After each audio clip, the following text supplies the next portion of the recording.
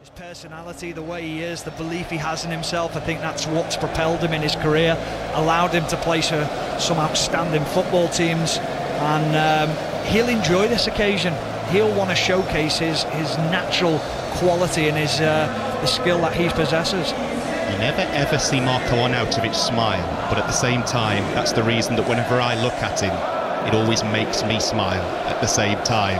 As we get ready to go at the Olympiastadion in Berlin, it is live Euro 2024 football for you on 5 Live and BBC Sounds. The final round of group games in Group D. Netherlands against Austria. Stephen Warnock and myself, Lee Blakeman, your commentary team. Netherlands kicking from left to right in this first half. Austria, therefore, wearing all white, kicking from right to left. They're on the attack at the moment as Wimmer comes in field to Seifold. A reminder, you can listen to our 5 Live commentary whilst watching the match if you just go to BBC iPlayer or the BBC Sport app and click on Euros Extra, watch with 5 Live. If we do switch commentary on 5 Live, then don't worry, the match will switch as well, so you don't have to worry about things being out of sync. Austria just keeping possession early on. They've gone back to their goalkeeper Patrick Pence, wearing all light blue. 3-1 winners against Poland and losing to France by a goal to nil. That's Austria's record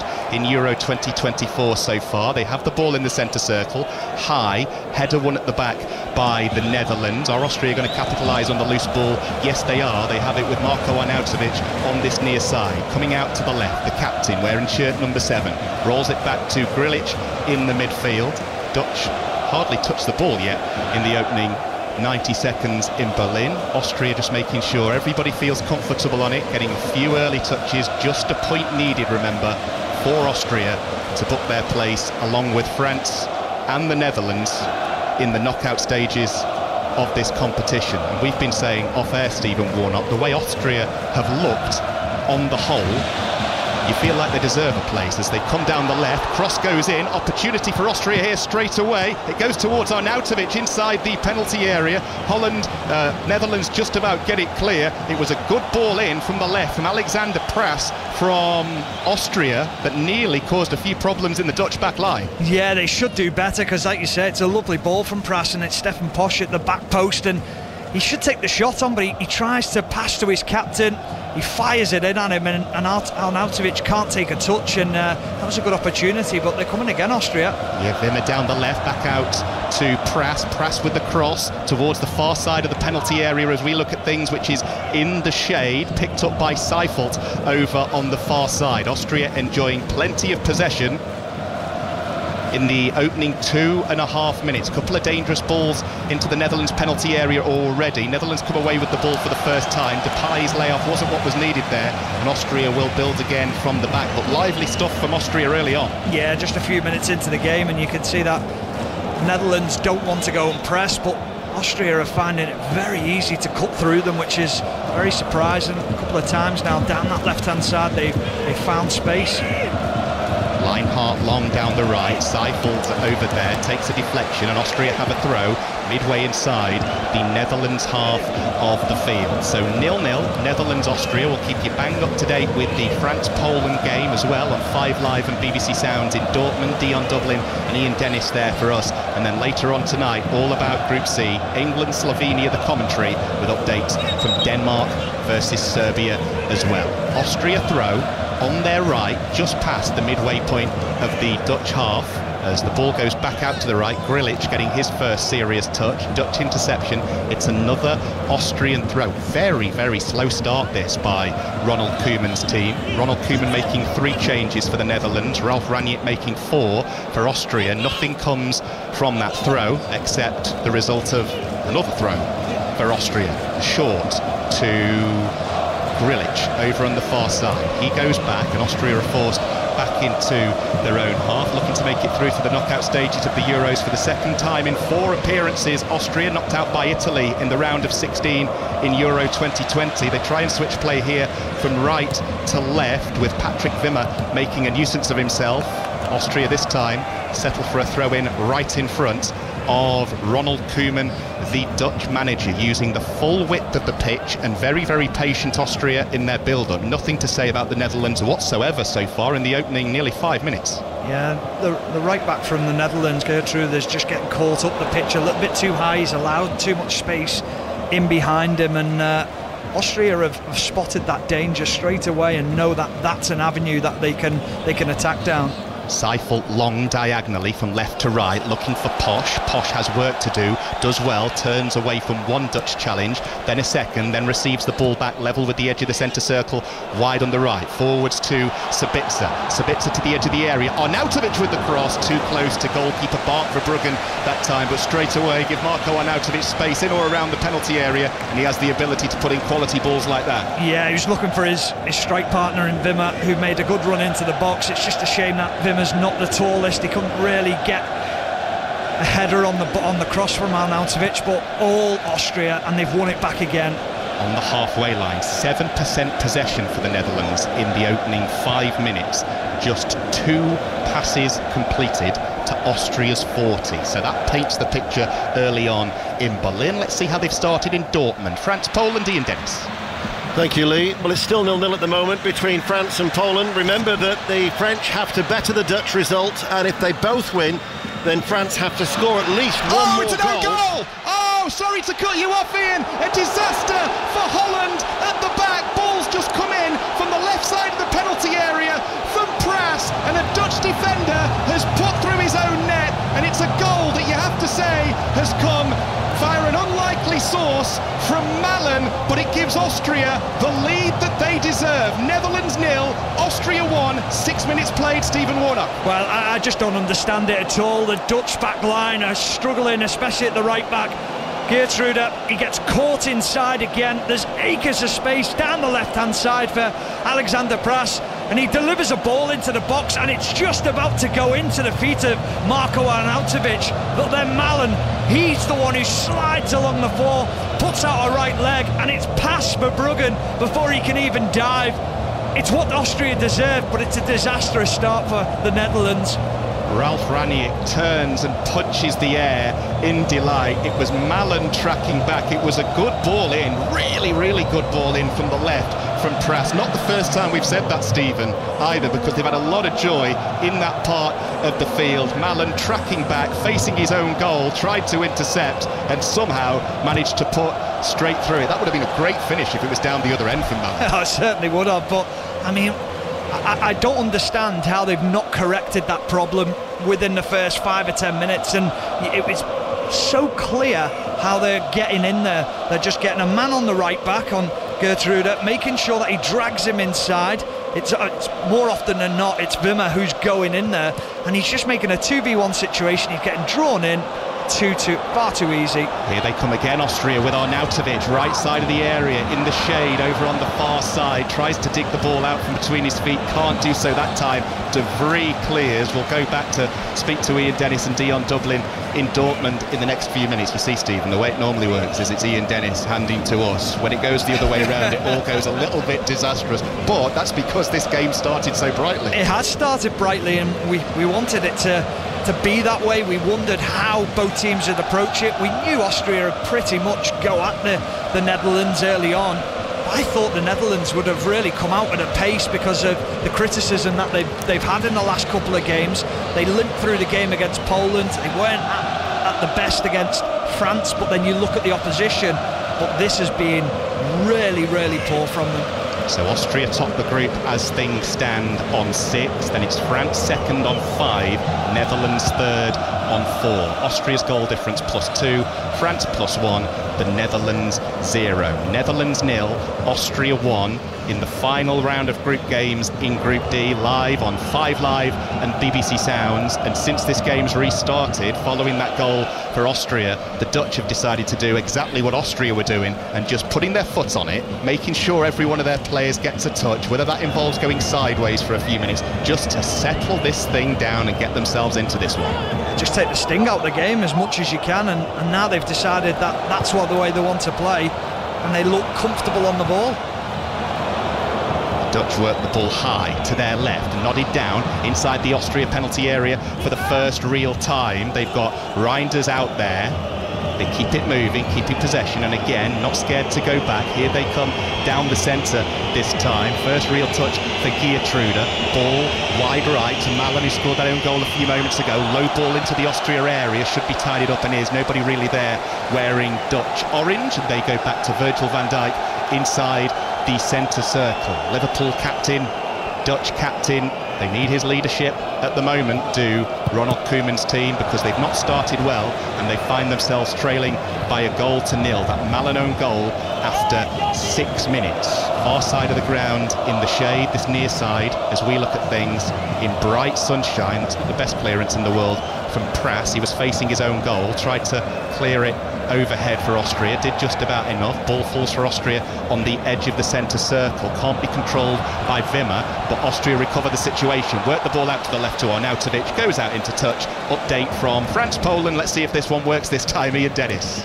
10 minutes played, still 0-0, but whilst that was the goal was going in for Austria to take them to the top of the table, Zelensky, remember Poland have already been eliminated.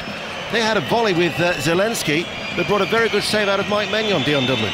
Yeah, I think Poland have started well. They haven't had a lot of the ball. France have dominated possession down the left-hand side, and Mbappe's playing down the middle. Dembele goes on the outside, right-hand side, looks to try and get an effort, comes out towards Theo Hernandez, who drills it in low, and Lukasz Skorovski made the save with his right leg to divert the ball behind for a corner. France have to better the Dutch result. 0-0 here, 11 minutes played. Back to you, watching that Austria-Dutch game for the conclusion of Group D. Thank you, Ian, and what a game it's been in the opening 11 minutes in the Olympiastadion in Berlin. Netherlands 0, Austria 1. Sounds lively in the other game there with Ian and Dion, France and Poland. Here, Austria have the ball on the edge of their own penalty area. A Malen own goal for the Dutch after 6 minutes is what separates the two teams. And on the balance of play, Stephen Warnock, nearly 12 minutes played. That is about right from what we've seen, although the Dutch have got into it more in the last few minutes. Yeah, they've got a little bit of a foothold in the game, but the way Austria started was exceptional. And the big thing is that when you're on top in a game, you've got to make the most of that opportunity, and they struck while the iron was hot, and they deserved that goal. And now that it's going to ask questions of this Dutch team. Can they up the game? Can they up the tempo and find a way back in? They're against an Austria side whose form is excellent, unbeaten in 16 of their last 18 internationals, only losing 3-2 at home to Belgium in October and 1-0 against France in that tight game last week. Here come the Netherlands down their left, but unfortunately for them, Joey Veerman stands on the ball, forgets to take it with him. Austria win it back and will come away down the centre this time with Marcel Sabitzer. Had that loan spell at Manchester United a season or so ago, made just the 7 Premier League starts for them, 17 goals in 80 caps for his country. And here Austria have been awarded a free kick for a foul by Gakpo on Posch, and he cuts the figure of a very frustrated man there, Cody Gakpo. Yeah, I don't think he thought it was a foul. I think he thought he'd read what Posch was trying to do. He tried to just draw that challenge in and push it past Cody Gakpo, and Gakpo just stepped across him. It was a block, it was a foul. Austria have a free kick.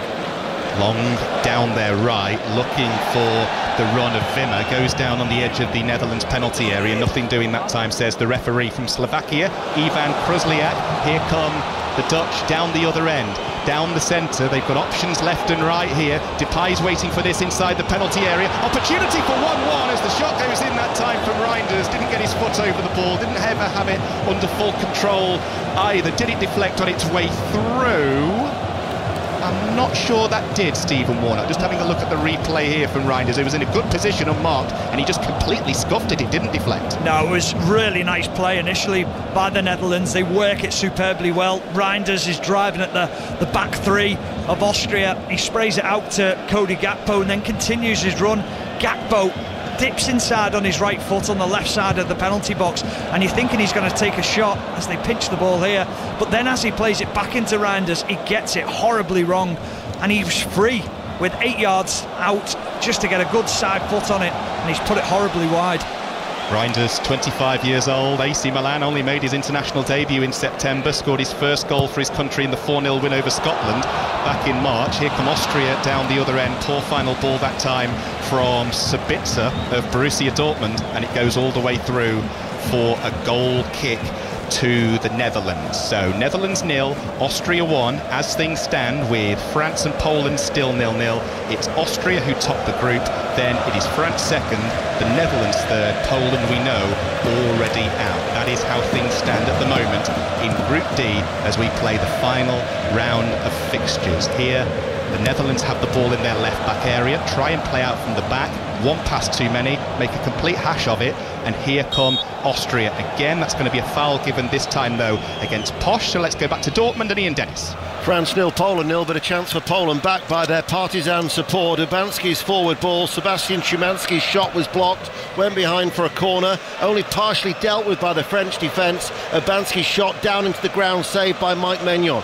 France 0, Poland 0, France currently second, Austria remain on top of Group D. Lee.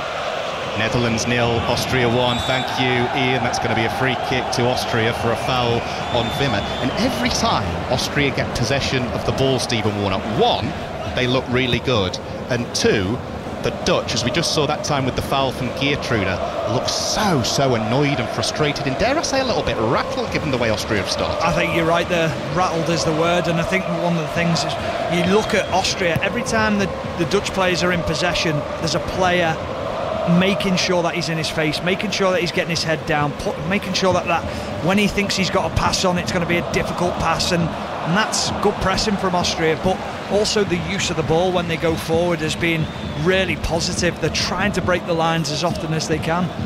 If you're just getting home and you're thinking of watching this game on the TV, with it being a BBC game with the ball out for a throw in the Netherlands right back area at the moment, you can listen to our 5 Live commentary whilst watching the match. If you just go to BBC iPlayer or the BBC Sport app, click on Euros Extra, watch with 5 Live, and if we do switch commentary to follow the story at any point, the pictures will change to match as well. So we've got you covered, whether it be on BBC Sounds, on 5 Live, via the BBC Sport website and app. Great game so far, it really has been. It's been thrill a minute. Netherlands 0, Austria 1, and it's the Netherlands who have the ball at the back, just passing it amongst themselves. I don't want to say at this stage, because we've only had 17 minutes without any real idea, but they are very much second best to Austria, highlighted by the fact here that they've just gone really long down the centre from their goalkeeper, Bart Verbruggen. Ball goes out for an Austria throw in their right back area, and Austria just looks superb. As bad as they've been, they could be 1-1 because of the chance that they've just missed by Reinders. I mean, he's got an opportunity 8 yards out just to side foot it into the goal, and he gets it horribly wrong and opens his foot up too much. So as bad as they've been, they've cut open Austria and found it a very easy way through against them.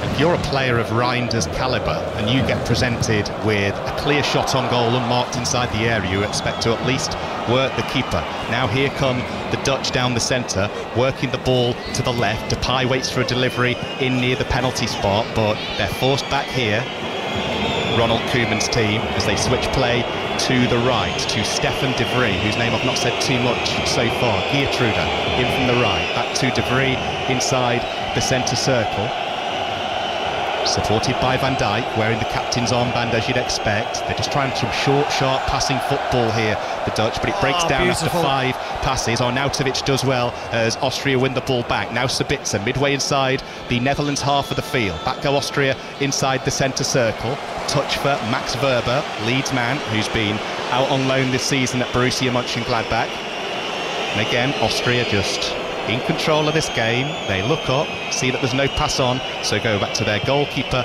Patrick Pence, and they will build again from the back. Very, very impressive, and we keep on saying there is a chance that the side that finishes third in this group will play the winner of England's group in the next round. I mean, no danger at the moment of that being Austria, but the way they've started, you wouldn't want it to be Austria from an England point of view. Here they come down the centre of the field this time. Schmidt, ball goes out to the right. Posch is over there.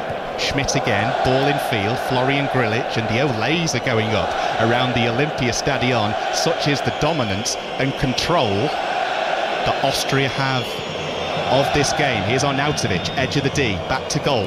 Now he's 30 yards out, works the ball out to the right. Such a nonchalant flick from the ever-comfortable Marko Arnautovic. Stefan Posch now, and Austria just enjoying so much possession. Grilic thinks about chipping one over the top. If you're the Dutch here, you're finding this tiring and somewhat embarrassing. And again, still a long way to go, so we don't want to get carried away too much too soon, but there's only one team in this at the moment, and again, Austria just happy to pass the ball amongst themselves, even if that involves going back into their own half, which they have done here, so that means we can bring in Ian Dennis in Dortmund. France 0, Poland 0, but a chance for France. Kiwior lost the ball in the midfield, the Polish defender. Kante charged forward, he slipped in Dembele, left-hand side of the penalty area, but not for the first time this afternoon. Skorupski there, change of goalkeeper, made a big, important save, Dion. Yeah, brilliant save. It's all about Kante, that is. Kante's going down the centre of the pitch. He's got one defender in front of him, but he waits for the right time to pass the ball to Dembele. Dembele tries to strike the ball past the keeper's left shoulder. Keeper stays really big and stays strong for a very long time. Great save. Chances are coming. The Dutch and the French both qualified after that Albania defeat last night, but of course it's about finishing top. And in pole position, it's Austria. Lee. Austria top, France second, Netherlands third, Poland out. Ian, thank you very much. 20 minutes gone in Berlin. Netherlands 0, Austria 1, 5 Live and BBC Sounds. Remember, we've got the ability to change commentary if the story was to change throughout the course of the evening, and then later it's the final round of games in Group C, England, Slovenia. Our commentary in Cologne, Mark Chapman, John Murray, Connor Cody and Izzy Christiansen with all the build-up and full commentary.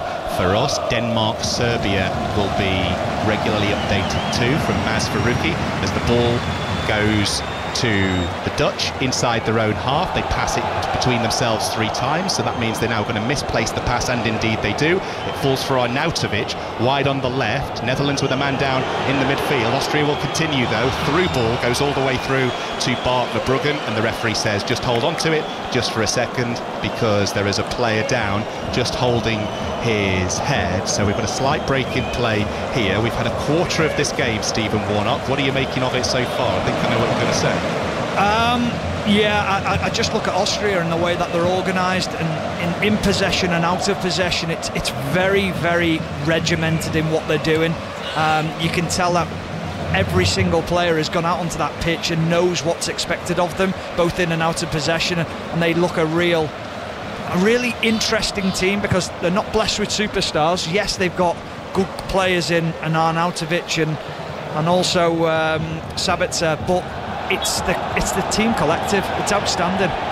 Player who went down holding his head for the Dutch was Jordi Schouten, didn't need treatment, so play has continued, and as a result it's a Netherlands free kick on the edge of the centre circle. Netherlands and Austria were also drawn together in the group phase of Euro 2020, held of course a year later because of the pandemic in 2021. Netherlands won that one by 2-0. Dumfries and a Depay penalty. Depay here has just chested the ball down and done really well to find a teammate with that chest down in the form of Gakpo. Ball goes back to Depay, wide on the Netherlands left. It gets played forwards. Austria have some defending to do here, and defend well they do through Posch, who clears high to the halfway line. Ball goes back forwards by the Netherlands, brought down by Depay. Through ball, chance here, chance for 1-1, and it's pulled wide by Malen, who scored the own goal down the other end. A real chance to make amends down the other, and he drags it just wide of the far bottom corner.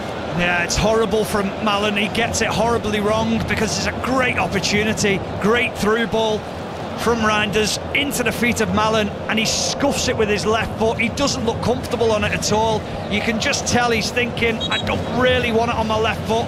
He's right-footed. He wants to take it with his right, but just because of the angle, he's not able to do it. But that's 2 opportunities now that the Dutch have had. And we spoke about it before the game. They're very capable at getting themselves into good areas, but they are not clinical. And I'll tell you something as well. I hesitated just as Malen went through on goal because I thought he's about 3 yards offside. Looking at the replay, he was about 2 yards on. A real opportunity that for an equaliser. He just scuffs it with his left foot, doesn't connect well with it at all. No, and it's the way that Austria press, so Depay does extremely well, and he makes sure that Lienhard goes right inside with him. That opens up the space in behind. Then Wöber steps up. He steps up at the wrong time. He tries to play offside, and then Malen finds himself through. And that's a big opportunity. And camera panned onto Ronald Koeman on the replay, and he just turned away in disgust, as if to say, "There's a second chance we've missed so far in this game." I think his reaction was, "Oh dear, he should have been better," or words to that effect. Daniel Malen then with the own goal. 7 international goals so far for the Netherlands, featured in all 4 of their Euro 2020 games, making a couple of starts in that run. Really should have 8 international goals to his credit here, because that was another big chance. Reinders had one earlier as well, so they've had chances to equalise, the Dutch, with 25 minutes on the clock. But so far, 2 absolute sitters wasted, and they really do need to be taking chances like that, especially given the dominance when it comes to possession that Austria have had. Here come the Netherlands on the edge of the centre circle. They're going to win a free kick there for a foul. It was Virgil van Dijk moving forwards that time. Wimmer, the man who brought him down. It was actually Reinders who got brought down as he moved through the centre circle, receiving the ball from Van Dijk. So it's a Dutch free kick. Clear foul.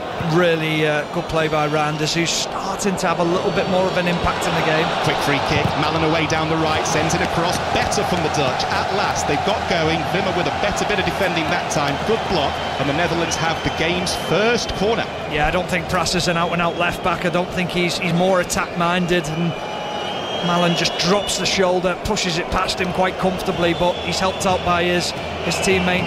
Wimmer gets back and corner to the Netherlands. It's taken them a while to get going, Ronald Koeman's team, but they're just starting to move through the gears here. So it's going to be a corner to be swung in by Veerman across the 6-yard line. Doesn't clear the first defender, which will annoy the Netherlands supporters behind that goal. Easy header clear by Posch, and this time the Netherlands will have a throw. Taken quickly by Veerman, goes back down the line to Geertruida, who's level with the edge of the centre circle. Veerman still out there, plays the ball over the top. Depay back to goal, brings in Malen on the turn, right side of the penalty area, running at Pras, who Stephen was talking about a few moments ago there. Malen back to Geertruida, and as we said, suddenly the Dutch have come alive, and then there's also a phrase known as commentator's curse, and they just made a right hash of the final pass. Yeah, it's Geertruida again. He's really struggling in this game. He's been caught out in 3 or 4 occasions positionally, and then he's just passed the ball out of play. His passing hasn't been the greatest.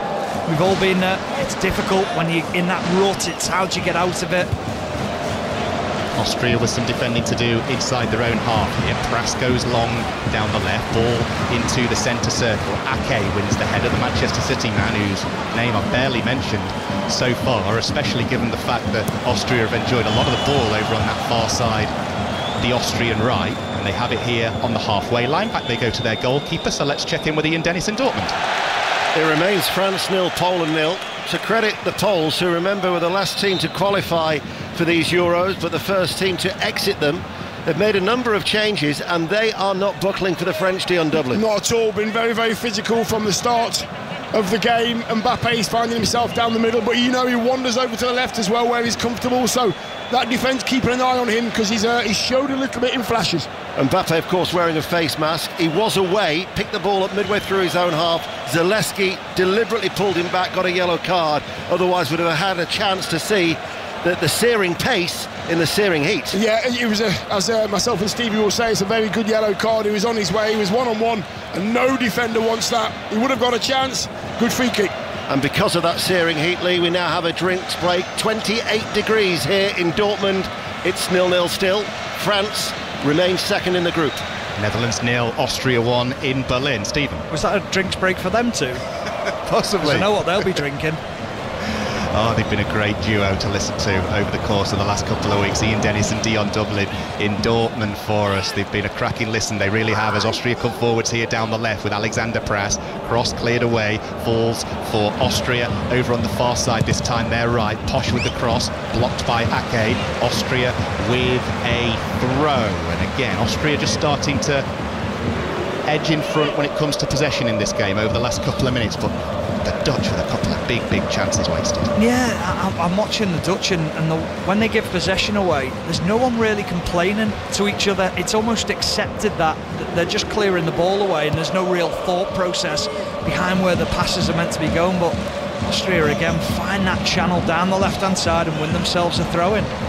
Wimmer, who's not one of the most immediately recognisable names on the team sheet here when you look at the fact that there's so many names that you'll recognise from the Premier League, but the Wolfsburg man is proving to be a real nuisance here.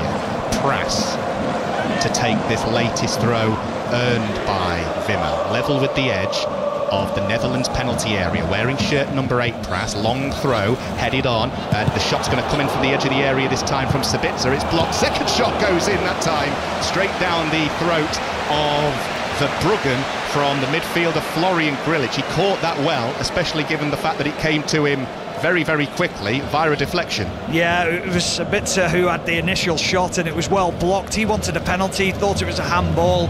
It wasn't, but as it came out to Grillitsch, he just stabbed the volley, but Austria turned it over again on the edge of the box. Because the Netherlands have been caught playing out from the back. Sabitzer, right side of the penalty area, moves it infield. Schmidt, he's got Sabitzer still out there, picks him out, 12 yards from the byline, right foot to his left, goes back down the line to Posch. A second goal here, and Austria will be in cruise control, but Schmidt gets dispossessed. Depay tries to come away with it on the turn, does enough to earn his side a throw-in midway inside their own half, but they do not look comfortable, the Netherlands, playing out from the back at all. It doesn't look like they've got any leadership to try and organise it though in the ranks. I said it before about how they're not really sort of asking questions of each other, and Depay there, when the ball gets turned over, he's still just trying to do a fancy trick and win possession.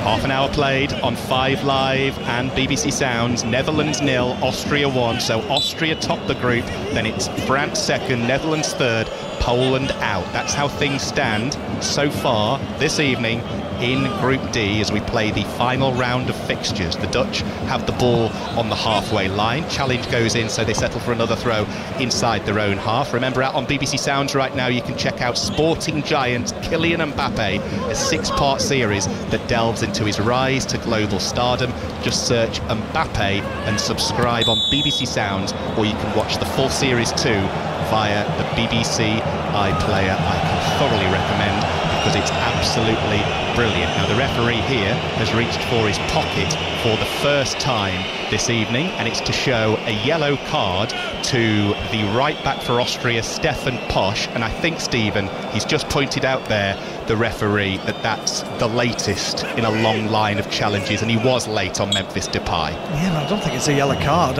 Like you say, it might have been just a combination of 2 or 3 challenges, but he's now on a tightrope, isn't he? But to be honest with you, I don't see the Dutch really causing him too many problems, because they really had the ball out on that left-hand side.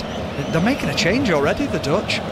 Yeah, they're going to bring on Xavi Simons here, so this is either going to be injury enforced, or do you know what, Stephen? Actually, as Simons gets ready to come on, it might be because Ronald Koeman's seen enough. You might like this though here, because Depay's just done well in the centre of the field, edge of the D.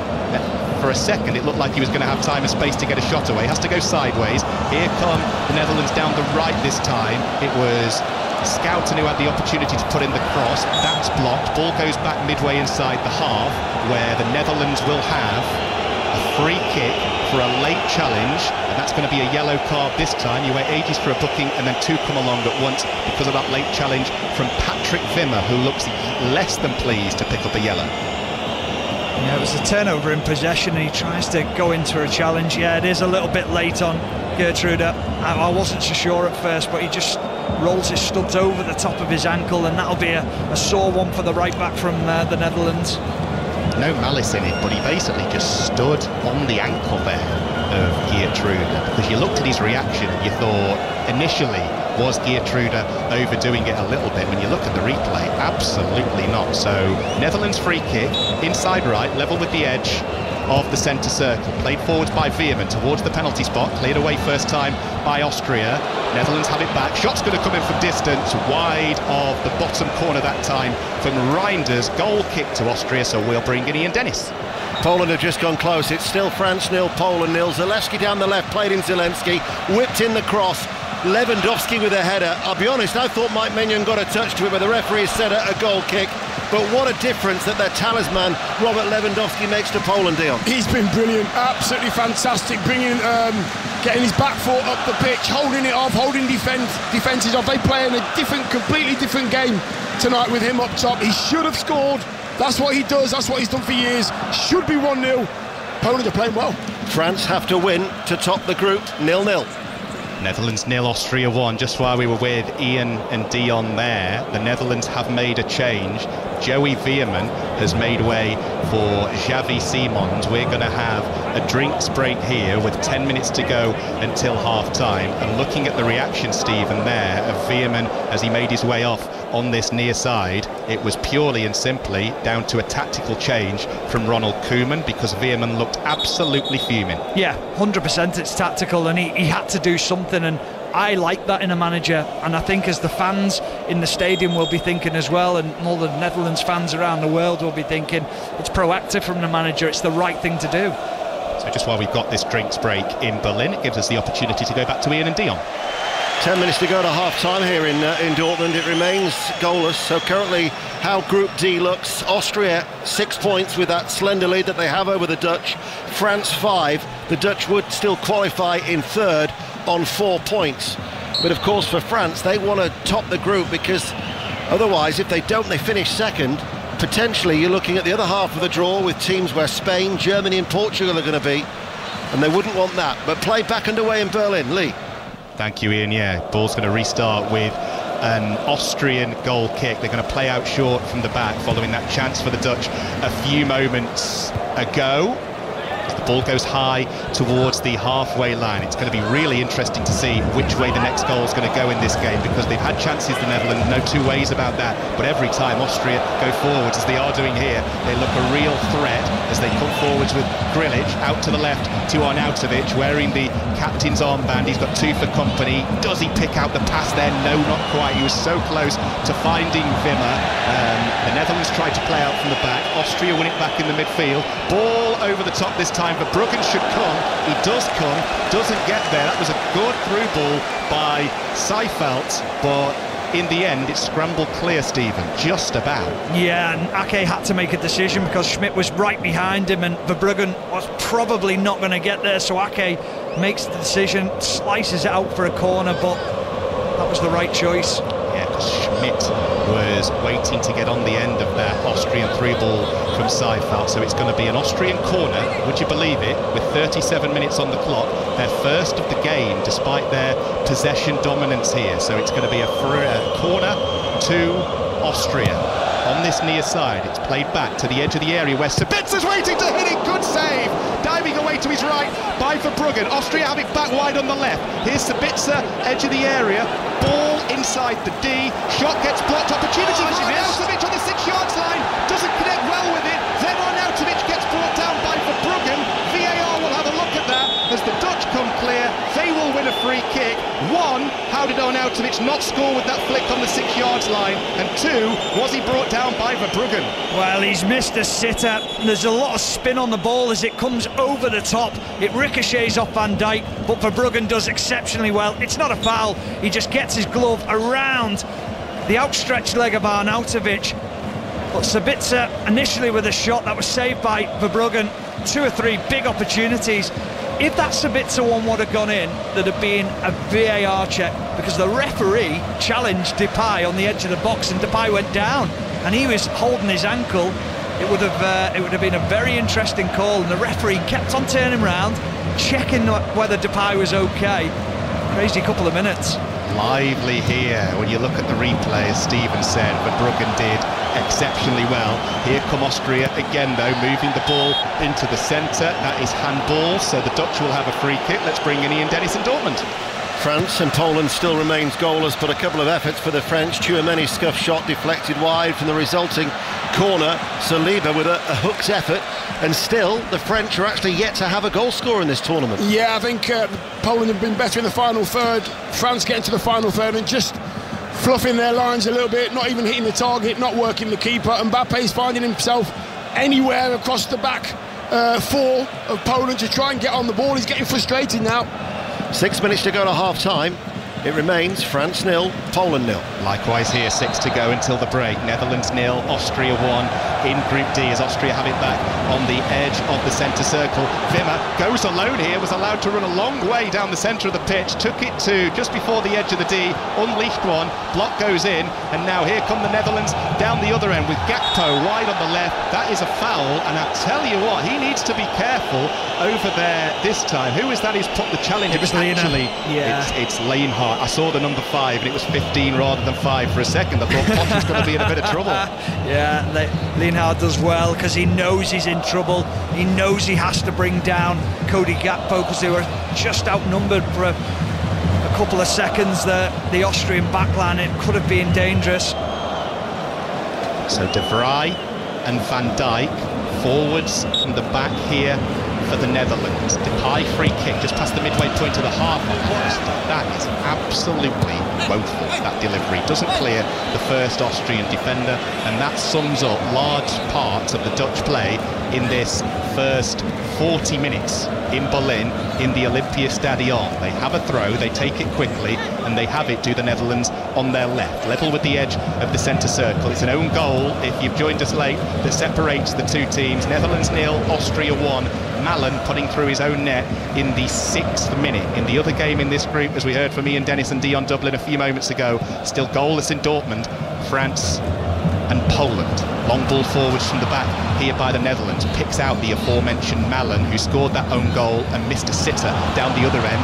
He's in the penalty area here, ball pulled back, shot that time from Scrouton, blocked, and Austria will clear long down their left, looking for Arnautovic on halfway, wins the ball in the air, can't guide it to a white shirt, so throws his right arm in the air in frustration, as we've seen him do so many times. Here come the Netherlands down the other end. Gakpo, ball in towards Depay with a looping header, and it's in the post! Depay's header from the far side of the area. It was a looping header, it came off the post. I think the referee seen something in the area that he doesn't like. There would have been an offside anyway, so it wouldn't have counted, and that's why he's signalling for Austrian possession. But Depay didn't know that, and it was a good effort with the header nonetheless. Yeah, it was Gakpo who just went probably half a yard too early. He got him behind, he stood a lovely ball up to the back post, and as you say, Depay managed to leap. I need to see the replay again to see whether it was off the post or whether it was a defender coming back into play who just cleared it off the line. And I was going to say, just before that incident happened, I know he scored an own goal and he won't be happy with what's gone on, but Malen's the player for the Dutch. If they get him on the ball in 1v1 situations, he will cause Pras so many problems because he's skipped by him comfortably 2 or 3 times now. Ball goes out into touch on this near side. Does it? No, just about kept in play. Austria have it inside their own half, looking to go long here with Grilic. Has the ball on the halfway line, looks up a couple of times, looking at what his options are. Inside the centre circle now for Austria, goes back into his own half, so let's head back to Ian Dennis. France have just come very, very close. It still remains 0-0 here in Dortmund. It was Barcola with the sharp turn, but before he could shoot in the penalty area, Mbappe nipped in and then just hit it with a little flick of the right boot, and the goalkeeper got a vital touch to take it away from goal. Skorupski. France 0, Poland 0. Netherlands 0, Austria 1, 2.5 minutes to go until half-time in the Olympiastadion in Berlin. We've just seen him throw his first real temper tantrum of the afternoon, Marko Arnautovic. Yeah, I love him, I do. He's just such a character, plays with such joy, yet always looks so annoyed all the time. Brought many a smile to faces at certainly Stoke City and then West Ham before leaving the Premier League. He's just one of those players that whenever he has the ball, you cannot take your eye off him for 1 second, because he has a trick and you never know when he's going to pull one out of the hat. Here, Austria have it with Schmidt on the right, moving over the halfway line. Sabitzer, ball forwards down the right, the reverse or the return pass was too heavy, goes behind for a goal kick, and the Dutch can breathe again. Yeah, it's been one of those games where there was a period in about a couple of minutes ago where Grilic has got the ball in centre midfield and no one comes to close him down from the Dutch team, and he held on to it for at least 10 seconds, just wandering across the pitch. and that sums up the Dutch at the moment. There's no pressure on the ball whenever Austria get it. Austria finding it far too easy to turn, to attack the back line, but the Dutch still have got that element of danger when they go forward, and that'll be a concern for Ralf Rangnick. Ball out for a throw on the halfway line as we head into the final minute of the first half in Berlin. 2 Austrian players on yellows. Posch is one, the right back, and while we were with Ian Dennis a few moments ago, he's just gone in with another late tackle. He needs to be careful. Wimmer is the other one, and coming into this game, he was already on a yellow, so he will miss the last 16 game for Austria, should, as expected, they get through. They're leading 1-0 at the moment, and they've got the ball, Austria, inside their own half. They have controlled large parts of this first half here, and they're just seeing out time now with Prass in the left-back area. Yeah, Lee, what they have controlled is they've controlled the centre of midfield. That's exactly what you want to do in international football or any type of football. And the 2 in midfield, Seifel and Grilic, have just dominated, and Dutch haven't been good enough in those positions. We've seen Posch on the ball again, the tightrope that he's walking when it comes to yellow cards and challenges made. 2 minutes to be added on at the end of the first 45 in Berlin. Austria just playing keep ball at the moment with Sabitzer, who went close a few moments ago with that shot from distance, well kept out by the Brighton and Netherlands goalkeeper Bart Verbruggen. It's been a professional performance by the Austrians. It's been a controlled performance for the most part. Netherlands have had their chances, a couple inside the penalty area as well, a couple of shots from distance, but they haven't been able to make the most of the little that has come their way. The ball inside the D with the Austrian goalkeeper Patrick Pence, who's not made a save this half, which shows how wasteful the Dutch have been in front of goal whenever they've been able to have a clear sight at it. Pence still inside his own area, hits it long from the right side of the area to the left side of the halfway line, and Austria will come down the centre with Posch. He's got a man to his right, tries to pick out the runner. Ake goes sliding in, gets a touch on that, and it's going to be a corner to Austria as we move into the second of the 2 added minutes. How good is Arnautovic at being physical, bringing his team into play? He's literally fighting against the 2 centre-backs to just get the space to be able to lay the ball off. Physically, he's so strong and dominant, but then he's got the class just to lay it off into his team and allow them to come up the pitch. Superb centre-forward play. He's got the class, and then he's got the swagger as well. As soon as he's had an impact on the game, just swaggers away, pats a couple of teammates on the back. I'd hate to play against him, though. Really would, because of that physicality, but also the unknown as well. Final act of the first half in Berlin. It's an Austrian corner. They've had 2 to the Netherlands 1. It's going to be an away swinger from the Austrian right. In it goes, headed up into the air and over the crossbar that time from Florian Grilic, who's had a decent game in the midfield, Stephen. Yeah, he's done really well. Been really impressed with him. There is the half-time whistle. It is an own goal that separates the 2 teams in the Olympia Stadion. It's a deserved lead that Austria have. The own goal came via a Prass cross from the Austrian left. Malen tracking back, facing his own goal, put straight through his own net, past the helpless Bart Verbruggen, who's made a couple of good saves in goal for the Dutch to stop Austria having a more commanding lead at half-time, Steve. Yeah, I mean, it's been one of those games that Austria have looked more pleasing on the eye. They've been outstanding in the way that they press, how inventive they are when they get on the ball in forward areas. They've caused problems, they've had shots at goal. The Dutch have been really poor, they've been off it completely. However, they could quite easily be going into the break 1-1 or 2-1 up at half-time.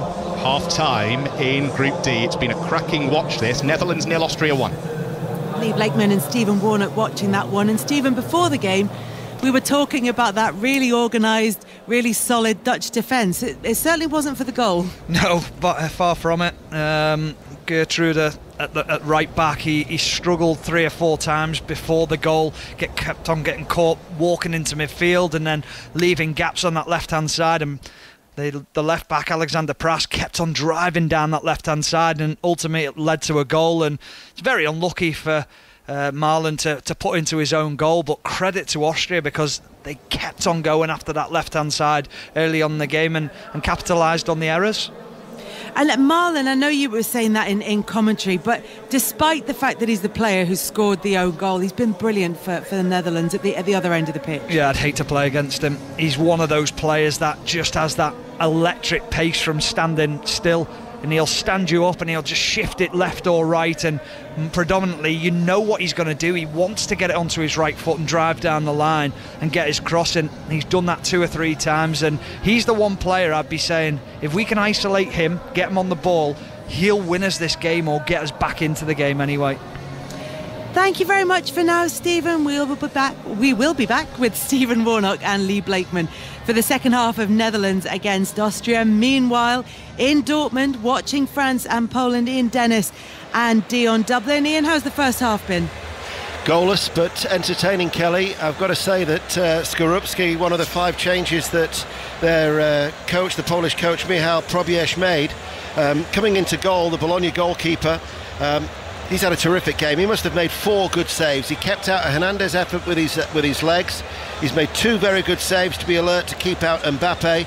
And Mbappe went close as well just before half-time too, where the keeper made a save at his near post. Poland have had chances as well at the other end. We've had Abanski with a shot down into the ground, saved by Maignan. Lewandowski close with a header, and Zielinski with an early volley that was also saved by Mike Maignan. To credit Poland, Dion Dublin, they have been committed and spirited and backed by really vocal support. Yeah, they've done really well actually, and having Lewandowski up top as well, they look so much more balanced. They've got a lovely shape, they're defending well as well, even though the French have had a couple of chances. Poland are very physical, they look very fit as well. Where their mind is at the moment, because they're out already, you can't see any negativity at all in the way they're playing, and France have really got to do better with their finishing. The interesting aspect about this, Kelly, is that France, if it stays like this, if the scores stay as it is, France will be second in Group D. They will switch into the other half of the draw that has Spain, Germany and Portugal. What an incentive then for England to top their group to avoid that quartet of nations. And we will be talking more about England very shortly. For now, though, thank you very much to Ian Dennis and to Dion Dublin in Dortmund for us this evening. England kick off at 8 o'clock in their final Group C match against Slovenia. They've already qualified for the last 16. They're hoping to finish top of the group. It's Denmark against Serbia in Group C as well, and we'll bring you regular updates from that game as well. But we'll continue to build up to England's big game, and we'll bring you the rest of the day's sports headlines after the BBC News with Dan Maudsley. The voice of the UK. And the home of the Euros and the general election 2024. This is BBC Radio 5 Live. Labour has suspended a parliamentary candidate after being told the Gambling Commission has launched an investigation into him. It follows Labour criticism of the time it took Rishi Sunak to withdraw support from 2 Conservative candidates also being investigated by the betting watchdog. But it seems this Labour candidate, Kevin Craig, isn't alleged to have bet on the timing of the election, but rather who would win in his constituency. With the latest, here's our political correspondent Ian Watson. Labour say that as soon as they were told by the Gambling Commission, then they moved quickly to suspend Kevin Craig. But interestingly, he was not suspended, as I understand it, because he had bet on the date of the general election. Now, that's the reason that the Conservatives withdrew support from 2 of their candidates. As I understand it, what appears to have happened is that this Labour candidate, in a seat which has a large Conservative majority, actually bet that he himself would lose the seat, that he wouldn't win the seat. Now, of course, looking at the opinion polls, nobody consider any seat as safe, but it does seem to be an issue if somebody who is a participant in an election decides that perhaps they could gain some financial advantage from betting on the outcome. Now, we don't know the details of the Gambling Commission's investigation. We don't know precisely what they're going to be looking into, but the mere fact that they're looking into this at all, Labour say, is reason to act swiftly and suspend their candidate. And of course, unsurprisingly, they say they've acted swiftly while it's taken Rishi Sunak 13 days to suspend Craig Williams and a week to suspend Laura Sanders. So that's Labour's point of view. But I think, interestingly, you might assume that this is all tied up with the date of the next general election. It isn't. And it looks as though we have a situation where a candidate is at least suspected of betting against himself.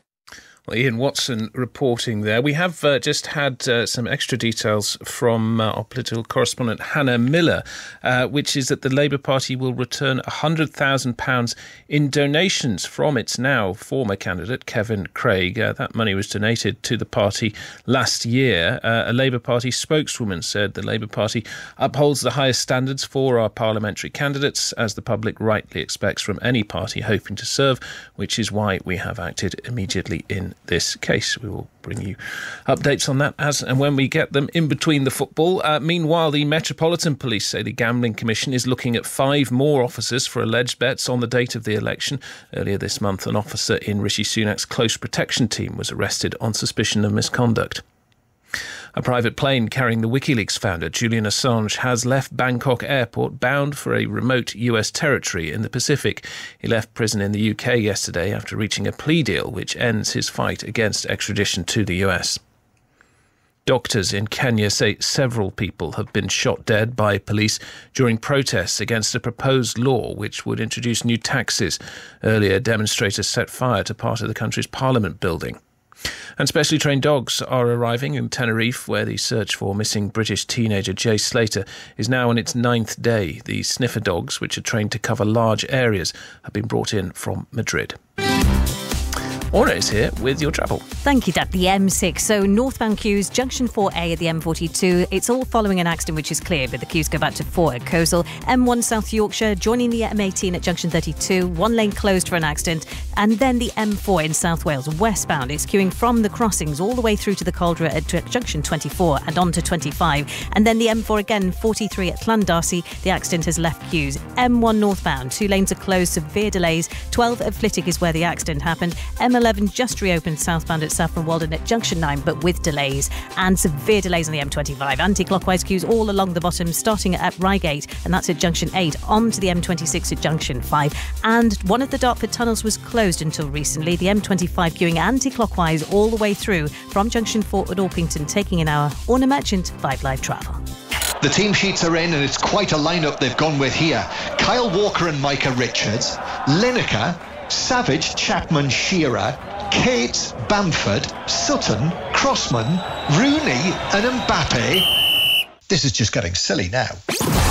From Match of the Day Top 10, You'll Never Beat Kyle Walker and the Football Daily, 5 Live has the perfect lineup of podcasts to accompany the Euros. It's an absolute cracker! Listen on BBC Sounds. This is 5 Live Sports with Kelly Cates. Euro 2024 Deutschland. Second half commentary to come from the Netherlands against Austria. Austria are leading that by 1-0 at half-time, and it's goalless in Dortmund between France and Poland. Regular updates from that match to come as well. And we're continuing to build up to England's final group match as well. They take on Slovenia, 8 o'clock kickoff there, with updates from Serbia against Denmark, also in Group C. Second day at Eastbourne, there have been wins for Emma Raducanu and Katie Bolter. Russell Fuller has been watching. Hi, Russell. Hello, Kelly. The second day on the centre court has just wrapped up with Henry Searle, who was last year's Wimbledon's boys champion, making his ATP Tour debut. He came into the draw at the last minute as a lucky loser from qualifying, and he was beaten 6-3, 6-2 by Lorenzo Sonego of Italy. Giles Hussey, a British player at 359 in the world, did take full advantage of getting into the draw as a lucky loser, though, with victory over Mariano Navone. Emma Raducanu and Katie Bolter will play Jessica Pegula and Yelena Ostapenko respectively in the second round tomorrow. And news from Wimbledon qualifying, Sonia Kartal, Armani Banks and 15-year-old Hannah Klugman were the British winners in the first round of the women's draw today. Russ, thank you very much for that. England goalkeeper Mary Earps is set to sign for Paris Saint-Germain. Earps' current deal at Manchester United ends this month, and she's opted to move to France on a free. Thierry Henry is one of the names being considered to succeed Rob Page as Wales manager. The Arsenal legend is currently the boss of the France under-21 squad, who are taking part in the Olympics. Not long now till kick-off in England's match against Slovenia. It starts at 8 o'clock. All the build-up will be right here at the conclusion of the matches between Netherlands and Austria and France and Poland. I'm joined now by football correspondent John Murray and former England international Izzy Christiansen. John, it's worth pointing out that these games that are taking place at the moment could have implications Very for England in terms of who they meet at the latter stages of the competition. Yeah, and I have to tell you that eyebrows are being raised here after what Ian Dennis said at just after half-time. The fact that with the scores as they are, France would go into the top half of the draw, and Austria and Netherlands would be in the bottom half of the draw, and if England are able to win this match and win the group, they would be in the bottom half of the draw. So you would have Spain, Germany, Portugal and France, for starters, in the opposite side of the draw. So yes, don't worry, that's very much been spotted by everyone here. But of course, the big thing is that England have got to win the match, and there's a great deal of pressure on them, I feel, to actually perform here tonight. There is pressure on them, Izzy, not just because of the performance against Denmark, but also because of this row that's been sort of rumbling on between pundits and players over the last few days. They have to improve, though, on the pitch. That's the easiest way to deal with this. So what do you want to see from them? Well, firstly, I think the pressure is coming from the fact that the players themselves know they've not hit the levels of performance that they show week in, week out in the Premier League or wherever they're playing. You know, Spain, Germany, with Bellingham and Kane, and it's all about the right team and the right selection and getting the right formula on the pitch. And there is a large expectation on England at any major tournament, and what comes with that is pressure. Now, what I would say is I'm slightly concerned that things are getting into the camp and affecting players, and players are wasting their mental energy responding. And either way, everybody's doing their job. And I think what England need tonight is a really solid performance. They need to win, of course, but they need a solid performance that gives the fans that promise that the momentum is going to start to build at exactly the right time. We're going to get the team news over the course of the next hour, Kelly, and very much the expectation is just one change, and that would be Conor Gallagher coming into the midfield for Trent Alexander-Arnold. And I'm not sure how well that will go down with the England supporters when it is confirmed, but listening to him yesterday, they're under no illusions. You know, they're not trying to dress it up. Gareth Southgate said yesterday, we know we didn't function as a team as we'd like to for for a large part of the Denmark game and half of the Serbia match. But he did say we shouldn't be throwing everything out of the window. It's a time to stay calm and for sensible decisions. England will need sensible decisions, and they will be hoping they can get the result they want against Slovenia this evening. That match kicks off at 8 o'clock. All the build-up to it later on, and there'll be commentary as well from John Murray and Izzy Christiansen. For now, though, guys, thank you very much for joining us. Mark Chapman will be here at the end of the games, the 5 o'clock games, to start to build up to that big game for England against Slovenia. Updates from Serbia against Denmark. And for the next 45 minutes, there's going to be updates from Dortmund, where France are taking on Poland in the final round of matches in Group D. But our commentary match is Netherlands against Austria, where a shock might be on the cards. Taking you through the second half, Stephen Warnock and Lee Blakeman. Thank you, Kelly. Yeah, Austria leading by 1-0 at half-time. Just looking to see if any of the teams are making any changes during the interval. The Netherlands made just the one inside the first 45, replacing a very, very annoyed-looking Joey Veerman with Xavi Simons. Highlights of the half-time break: Stephen Warnock's wonderful choice of sugary sweets. Superb. 10 out of 10 for your co-commentator, and 10 out of 10 for the people who built the Olympia Stadion in Berlin. Escalators to bring the teams out of the tunnel, which we were particularly shocked by. I mean, the game's changed, hasn't it? I mean, it's moved on. You're getting escalators from the changing room down to the pitch side. I mean, that is just brilliant. Would you have liked an escalator at Anfield or anywhere else? I'd love one down the left-hand side to make me a bit quicker. I mean, that would have been nice. I like walking through the airports and feel like I'm a little bit quicker when I'm running to get a plane.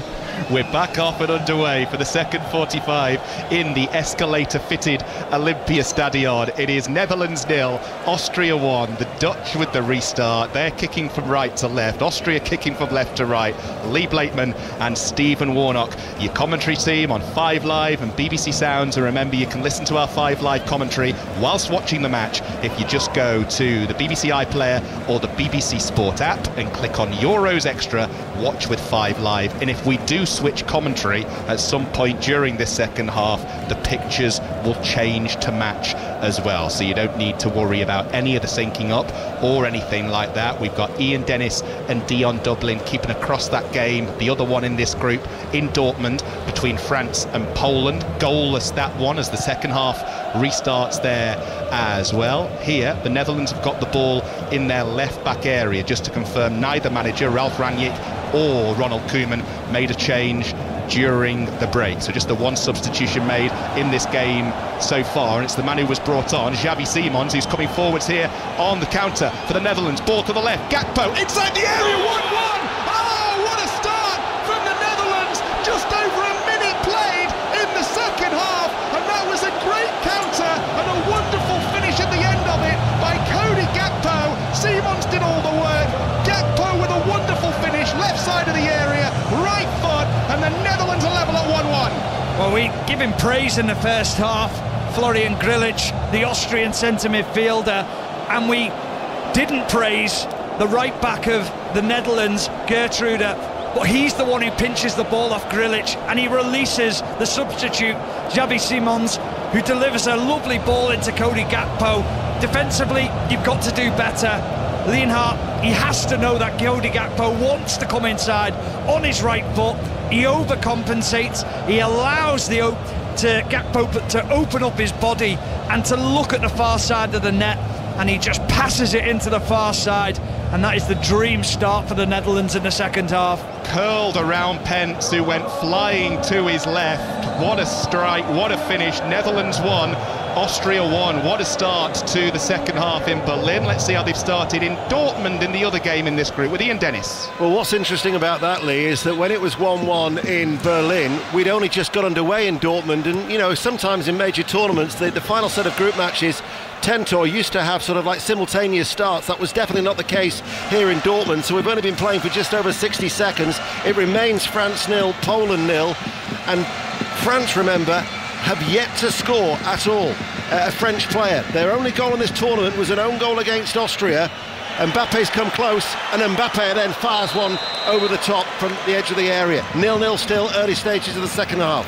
So it is Netherlands 1, Austria 1. The live table in Group D as things stand. Netherlands top on 5, France second on 5, Austria third on 4. All of them have a +1 goal difference, so tight as a result, Stephen Warnock, of just that one goal.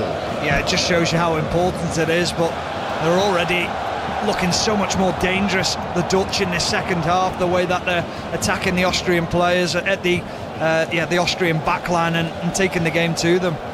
Here they come with the man who Stephen was praising in the first half, even though he scored the own goal, Marlon. Ball into the area, looking to pick out the run of Depay, dispossessed just in the nick of time by Lienhart, and it's going to be a throw-in to the Netherlands, about 25 yards from the corner flag, over on the far side, the Netherlands right. Marlon receives it back, gives it to Geertruida, who, as Stephen mentioned a few moments ago, was key in the start to that counter-attack. So Group D, 1-1. And 0-0 over in Dortmund between France and Poland, as we were just hearing from Ian Dennis. So a chance to recap the two teams for you in this game at the Olympiastadion in Berlin. The Dutch with Verbruggen, the Brighton keeper, in goal. Geertruida, De Vrij, Van Dijk and Ake, the back four. Simons, Schouten and Reinders in midfield. Gakpo, the goal scorer. Depay and Marlon, the forward three, and here they come now with Depay inside right to the wide right to Geertruida. His pass is misplaced, well intercepted by Austria, and eventually the ball goes all the way down the other end to Bart Verbruggen. I'll run through the Austrian lineup for you in just a second, but for the first 10-15 minutes in the first half, Stephen, we were saying it's Austria, the Dutch aren't in it. Read the exact opposite for the start of the second half, as the Dutch come forwards again with Marlon, right side of the area, skips past his man. Is that a corner or a goal kick? Goal kick, says the Slovakian referee Ivan Brusliak. So let's bring in Ian Dennis in Dortmund. Mbappe to the edge of the area. Mbappe tries to go low, and it's about a foot wide of the right-hand post. It remains France 0, Poland 0. but just earlier than that as well, Mbappe had a curling effort, and Skorupski in the Polish goal is having an inspired game. Dion Dublin. Yeah, it's just where he likes it. Mbappe is finding himself more on the left-hand side start of the second half, comes inside, drops his shoulder. A couple of times now his sights haven't been set correctly, but he's had 2 chances. Certainly has. Mbappe carrying the threat for France, but Poland holding firm. France remains second in Group D, 0-0.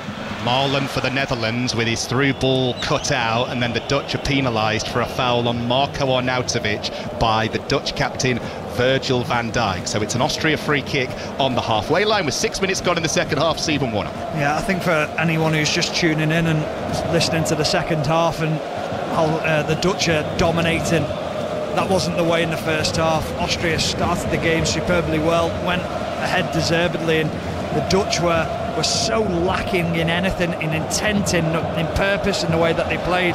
This second half already, with 6-7 minutes on the clock, we're seeing a huge upturn in tempo, in belief, but also winning the second balls in that duels in the centre of midfield. Dutch throw on this near side there left, just inside their own half. If you are just joining us, by the way, 1-1 between the Netherlands and Austria. We'll keep you bang up to date with the live Group D table, and I'll go through the permutations again in the next few minutes. Ian Dennis is fully across those two in Dortmund, and John Murray will be doing exactly the same thing when he brings us commentary from Cologne later of England v Slovenia alongside Connor Cody and Izzy Christensen. We've also got updates from Maz Faruqi, who's watching Denmark against Serbia here, Berlin, Olympia Stadion, the venue for the Netherlands against Austria, and the ball's back with Bart Verbruggen in the Netherlands goal. So Austria go with Patrick Pence in their goal, Posch, Verber, Lienhart and Prass, their back four going from right to left. Seivold and Grilic are in the midfield. Wimmer, Sabitzer and Schmidt play as a 3 behind Marko Arnautovic, as here comes Marlon down the right, crossed in towards Depay, snatched away with a loose ball for the goal scorer Gakpo. He will settle for a corner, the Netherlands' first corner of this second half, and Gakpo really looks like he fancies it now. Yeah, well, Prass on the other side is going to be having nightmares about Marlon every time he gets it. He's just knocking it and going. He hasn't got the pace to live with him. He can't get close to him. He's having a field day out there, Marlon. Corner on the Dutch left. Virtually everybody back in Austrian white defending this. In swinger from Depay towards the 6 yards area, headed over the crossbar. Did it take a deflection? Yes, Van Dijk's header flicked over just in the nick of time for Austria. Yeah, well, it's an incredible block by the number 2, Verber. He makes sure that he gets up with Van Dijk and he heads it off the top of his head. Depay with another cross, keeper comes and flaps at it, but he was impeded, says the referee there, Pence, who goes to ground in a little bit of pain. Van Dijk not happy with the official for making that call, but it will be a free kick to Austria. Verber, Max Verber, if you recognise the name, Leeds, been on loan at Borussia Mönchengladbach, and that was a key nick off his head to deny Van Dijk. I'll be honest with you, I'm not sure Verber knew that much about it, but it needed to be blocked. No, he didn't know too much about it, but what he did know is he had to get close to Van Dijk to make sure that he was going to put him under pressure, make sure that he doesn't get too much of a free header. But Patrick Pence in the Austria goal now is just taking his time. He's slowing down the game. I don't think it was a foul by Van Dijk. It was that classic goalkeeper one where they make sure that they draw a foul. They know if they hit the deck they'll get it. That's just took a little bit of sting out of this game for now. What I can say, as a failed Sunday League goalkeeper, Patrick Pence, the Austrian keeper at the minute, is having to do what is every keeper's worst nightmare. To redo his shoelaces, he has had to take off both gloves. As a goalkeeper, maybe it was just me, you never quite get over having to do something like that. It's the small things in life that stick with you. But he knows as well that if he can slow this Dutch team down, take the sting out of it, knock the rhythm out of them, that could be just what they need, Austria. Some people might call that cynical, Stephen, that particular comment there. Maybe. I don't know if he's got something wrong with his foot, actually, because he's taking quite a bit of time here. So to run through the permutations, the winners of this group, Group D, will play the second place team in Group F, which is between Portugal, the Czech Republic, Turkey and Georgia. The runners-up in this group play the runners-up in Group E, which is the group where they're all currently on 3 points. So that will be decided tomorrow. Let's take this opportunity to go to Dortmund and Ian Dennis. France still can't find a way through. France 0, Poland 0. We've been playing for 9 minutes in this second half here in Dortmund. Still extremely warm conditions. The Polish coach Michał Probierz has just been booked. A little bit of niggle just starting to creep into the game, but France are coming forward. Dembele providing the width on that right-hand side. Mbappe, Rabiot up in the attack. Goes down inside the area. Penalty. Dembele with that little thrust of pace down the right-hand side. And Marco Guida, the Italian referee, had no hesitation. And France, who had to better the Dutch result to top the group in Group D, to stay away from a Spain, a Germany and a Portugal in the other half of the draw, have been awarded a penalty. And I don't think there can be any complaints about that, Dion Dublin. Kiwior of Arsenal was the one who made the foul.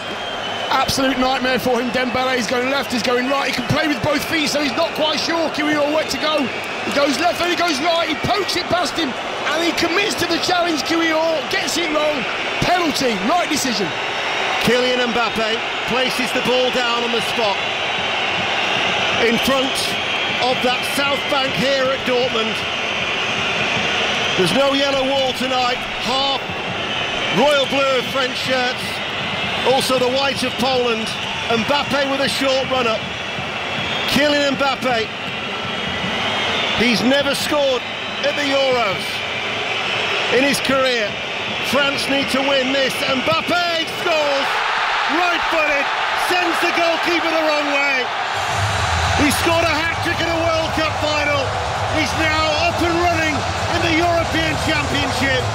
Kylian Mbappe stands and takes the plaudits from the celebrating France supporters over on that far side. He was never going to miss. Right-footed, clinical from the spot. France lead 1-0. Dion. Yeah, he was never going to miss, was it? Very short run up, as Deno said. Slotted it in the corner. He looked like he was going to put it to the keeper's right. He didn't. Kept it simple. Ran towards his fans. Mask off. Thank you very much. I'm back. And the first French goal scorer at this Euros. He's up and running, and France now go to the top of Group D. 1-0. Ian, Dion, thank you very much. You've missed absolutely nothing in Berlin while you've been away. What a big moment in Group D that was. So as Ian says, France currently top on 7 points, Netherlands second on 5, Austria third on 4, as the Dutch come forwards here down the centre of the field, closing in on the Austrian penalty area. Danger cleared away. So while you were away, as I say, not much really happened at the Olympia Stadion. Something might happen here though, because it is Austria on the attack down the left. Sabitzer inside the area left side. He's got Van Dijk marking him, needs to pick out a teammate and does. Austria keep the ball here, through ball in towards Grilic. Grilic with the cross, diving header goes in, and Austria are ahead. It's a header from Schmidt, who goes diving away on his knees, and just as France take the lead in their game, Austria are back in front just before the hour mark in Berlin. Netherlands 1, Austria 2. Well, Schmidt, yeah, he'll get the credit for the goal, but it's all the great work from Sabitzer down the left-hand side, and what a response from Austria. They come down that left-hand side, Sabitzer keeps it alive, and then he just dinks it into the middle, onto the 6-yard box, and there's Schmidt arriving.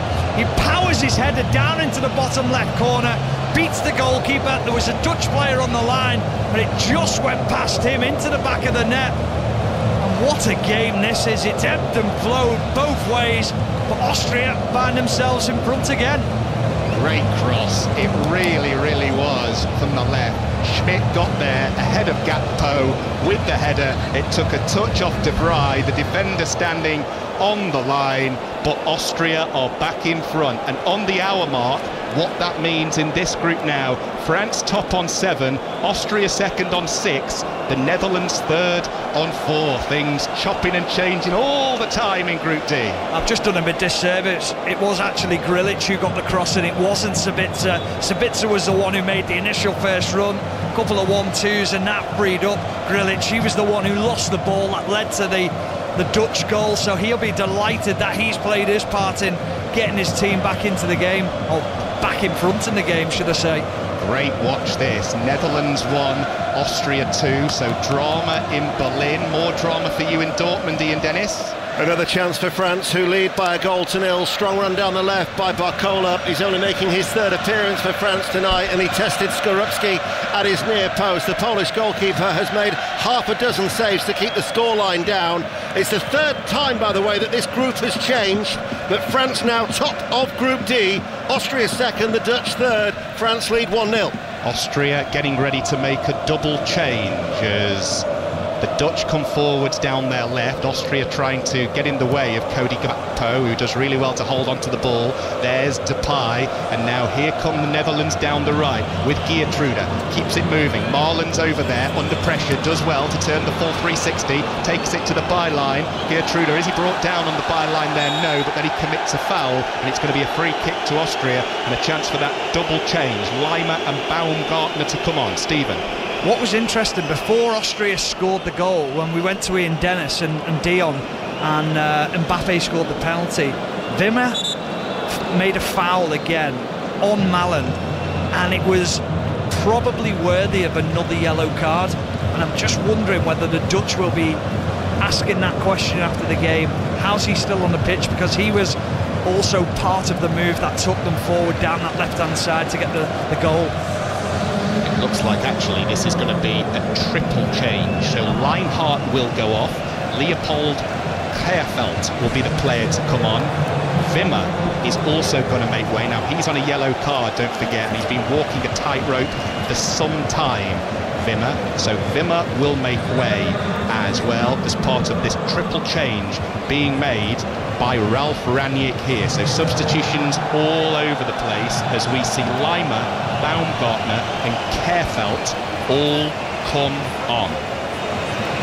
Is Baumgartner going to hold back for a second here, actually? We'll just confirm those in just a second, but definitely seeing the introductions here of Keerfeld and Lima, with Austria leading in this game by 2-1 against the Netherlands here on 5 Live and BBC Sounds. 62 minutes played, and we can't praise the quality and the entertainment of this one enough, Stephen, because it has been absolutely terrific. It has, it really has. I mean, it had a lot of everything in the first half. The pressing of Austria, the organisation, and then the Dutch made a couple of chances that they perhaps should have done better with, and the Dutch have come back into it in the second half. But credit to Austria, they stay true to themselves, they continue to press even though they get cut open at times, but been very impressive from Austria.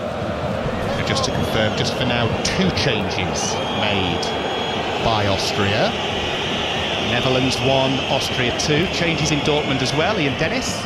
Didier Deschamps has made 3 changes as France lead Poland here by a 1-0. Camavinga, Griezmann and Giroud are all on. Rabiot, Barcola and also Kante are the players who have departed as France look to progress from Group D as Group D winners.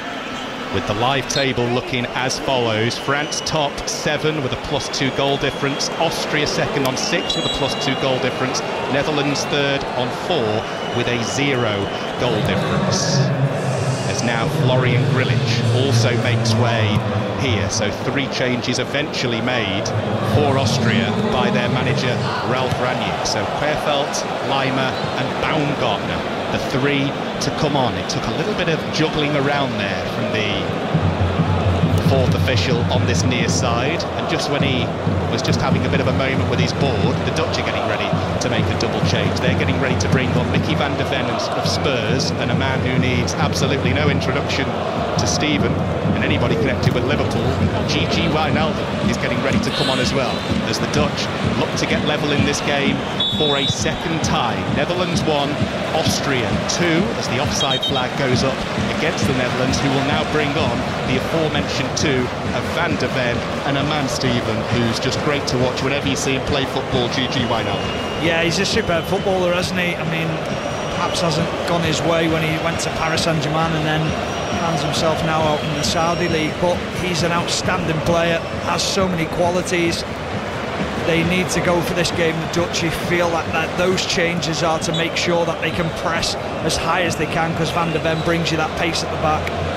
Ake and Reinders, the 2 players to make way. So Ake goes off, Van der Ven comes on, Reinders goes off, and Gigi Wijnaldum comes on. So double change made by Ronald Koeman as we approach the final quarter of this game in Berlin. It's been a great watch, as we've been saying here on 5 Live and BBC Sounds. Lots of podcasts available for you to download as well. Sport's Strangest Crimes, France's men's team on the pitch elsewhere in this group at the moment. A team that have given us plenty of scandal over the years. The latest series of Sport's Strangest Crimes is about the extraordinary feud between two players that rocked the PSG women's team in French football, narrated by Maisie Adam. You can listen right now to the first episodes on BBC Sounds. Ball inside the Dutch half of the field, and it is Mickey van der Ven who gets his first serious touch of the ball, just gets a feel for it before giving it back to his captain Virgil van Dijk.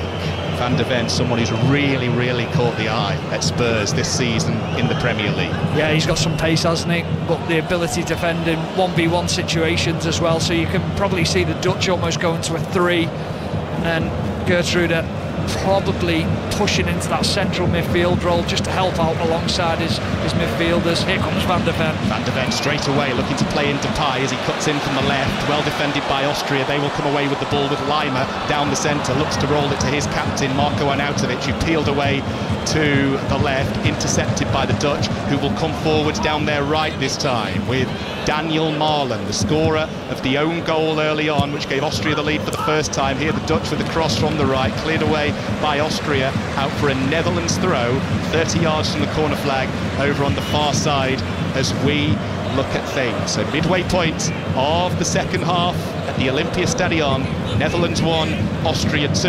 Elsewhere in this group, France leading against Poland. That's in Dortmund. We've got Dion Dublin and Ian Dennis keeping us bang up to date there. And later, don't forget, as if you could, England against Slovenia. Full commentary from Cologne here on 5 Live. 8 o'clock kickoff. Mark Chapman, John Murray, Connor Cody and Izzy Christiansen, our team. There, as Austria are awarded a free kick for a foul on Marko Arnautovic on the halfway line. I mentioned in the first half, if you're a follower of the character that is Marko Arnautovic, just the one little temper tantrum that we've seen from him so far, and by Marko Arnautovic's standards, that must mean things are going okay for his team. Animated person, to say the least, brought many a smile to Stoke fans' faces in his 4 years there at the Bet365 Stadium as the ball goes out into touch on this near side. This time ball midway inside the Austrian half of the field. What do the Netherlands do here, Stephen Warnock? Because they need some answers. Well, they've rolled the dice, haven't they, a little bit by bringing on a couple of players, but is that enough? Do they need to get Weghorst on up alongside Depay? Do they need to push Gakpo up alongside Depay? What do they want to do? Koeman sat on his bench, he's chatting to his staff, he's asking the questions, they're trying to come up with a solution to the problems, but credit to Austria, they've rolled the dice, they've brought fresh legs on, 3 players onto the pitch to make sure that they protect this lead. Wout Weghorst, who scored in the game against Poland the other week, along with Cody Gakpo, who's on the score sheet again this evening for the Netherlands. Netherlands 1, Austria 2, and it's the Netherlands who have the ball with the substitute Mickey van der Ven on the halfway line left side. Back to Virgil van Dijk, and now the referee has stopped play because the Dutch have a man down on the halfway line over on the far side. So the Slovakian referee Ivan Kruzliak taking no chances here. So let's bring in, while we've got this opportunity, Ian Dennis in Dortmund. France still lead Poland by a goal to nil. The goal from Mbappe from the penalty spot, his first goal at the European Championship. And they're dominating now, aren't they, Dion? Second half. Yeah, they are. He's down the right-hand side. I mean, Mbappe's found himself on the left, but Dembele at the moment, he's having a bit of a free rein. He's had one-on-one 2 or 3 times, and he's getting into dangerous areas. France just starting to dominate a little bit more.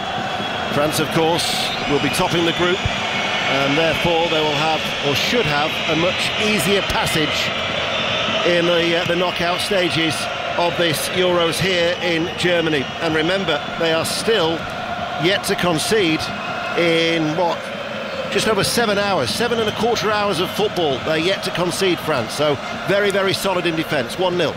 Break in play here while Marlon continues to receive treatment, but the Dutch are getting ready to bring on Wout Weghorst. So this, Stephen, here, as you just predicted a few moments ago, may well be Weghorst on, but it's a case of quite possibly race run for Marlon.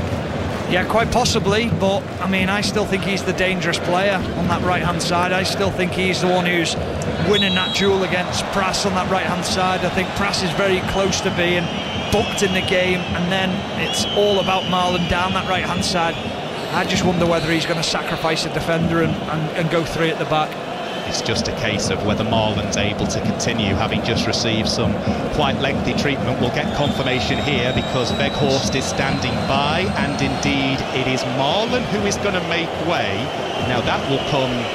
They're the boos. Yeah. They don't agree with it, neither do I. But, however, listen, you make changes to try and have an effect. I just thought Marlon was having a really good game down that right-hand side and causing Pras so many dangers. So Pras will be absolutely delighted to see him leaving the pitch.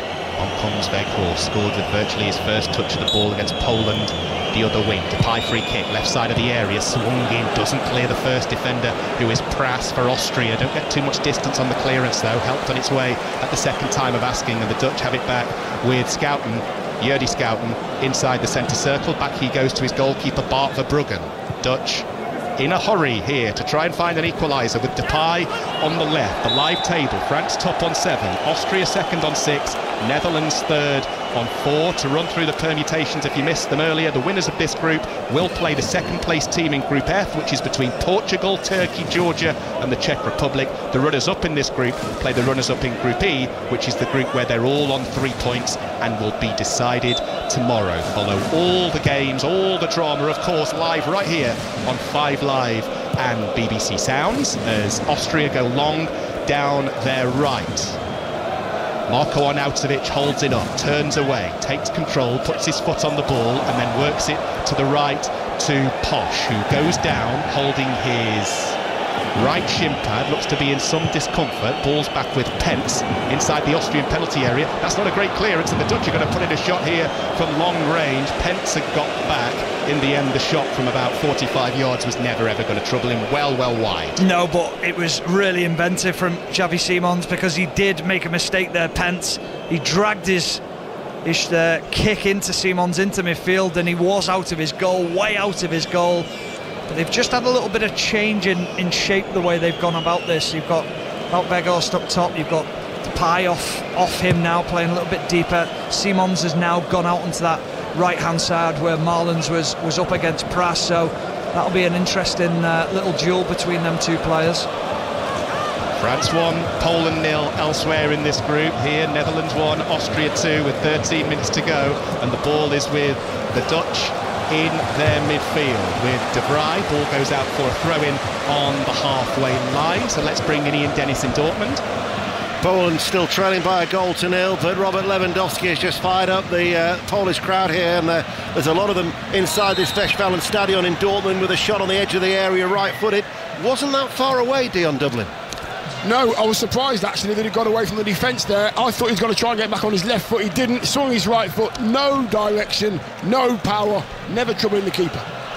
France still lead 1-0, 17 minutes remaining. Depay on the attack here for the Netherlands, takes it to the edge of the area, runs into traffic, and Austria will be able to dribble the ball clear. Just gone 6:30, so just under half an hour until we get the England team news, as Austria try and thread the ball through to Marko Arnautovic, well intercepted that time at the back by Van Dijk, who goes back to goalkeeper Verbruggen, and then that's a foul at the back on Van der Ven, and it will be a free kick to the Netherlands. Have Ronald Koeman's team, Stephen Warnock, got what it takes to equalise in this game for a second time? Off the last 10 minutes or so, I'd say no. However, we saw in the first half how much they struggled to get a foothold in the game and create many opportunities, but what they did do is they created 2 within the space of a couple of minutes, which they should have scored from. So they're never out of the game, Dutch, because they do have that quality. They're on the attack here with Gakpo, the Liverpool man, goal scorer for the Dutch this afternoon. Cross goes in, it might fall for Depay, and Depay, just like that, equalises for the Netherlands for a second time. Ball in from the left, he finished it off, but the referee has seen something that he doesn't like, and and stopped it. Depay waving his finger, not happy, and the referee signalling a handball here. Yeah, straight away he's pointing Depay and saying, no, it's hit me hip as it's come down, but lovely play by Gakpo into Wout Weghorst, who comes onto the ball, it hits his midriff. Depay, this'll stand, it's not handball. I understand why the referee thinks it's a handball because of the angle that he's looking at it, but it just jumps up off the midriff of Depay, who's on the 6-yard box, and then he stabs his right foot at it into the right-hand corner. That is quality from Depay. That is what they're capable of, the Dutch, and we said it there. They're always on the cusp, aren't they? And we've just seen a moment of brilliance. Just checking on our screen here, the VAR says checking handball by attacking player leading up to the goal. Well, we've seen the replay about 5 or 6 times. We only needed to see it once, Stephen, to see that it didn't hit the hand of Memphis Depay, and that this in just a second is going to be confirmed, you would think, inside the Olympia Stadion as 2-2 and a second Dutch equaliser. It's a little bit route one from the Dutch in the way that they go. Gakpo into Wout Weghorst, but what it is then is, as he nods it down, it's how quickly Depay controls the ball and gets his shot away, because he does it within a second, half a second, jumps up to volley the ball, he doesn't allow the defender to get close to him. It's a quite brilliant finish from Depay. It is a long check this, still no confirmation with the on-field referee. We've looked at it a couple of times, and the referee is now coming over to the pitch side monitor, so you would expect here, given what we've seen certainly, him to overturn his on-field decision, and this should be 2-2. Still under review by the official. What's taking so long?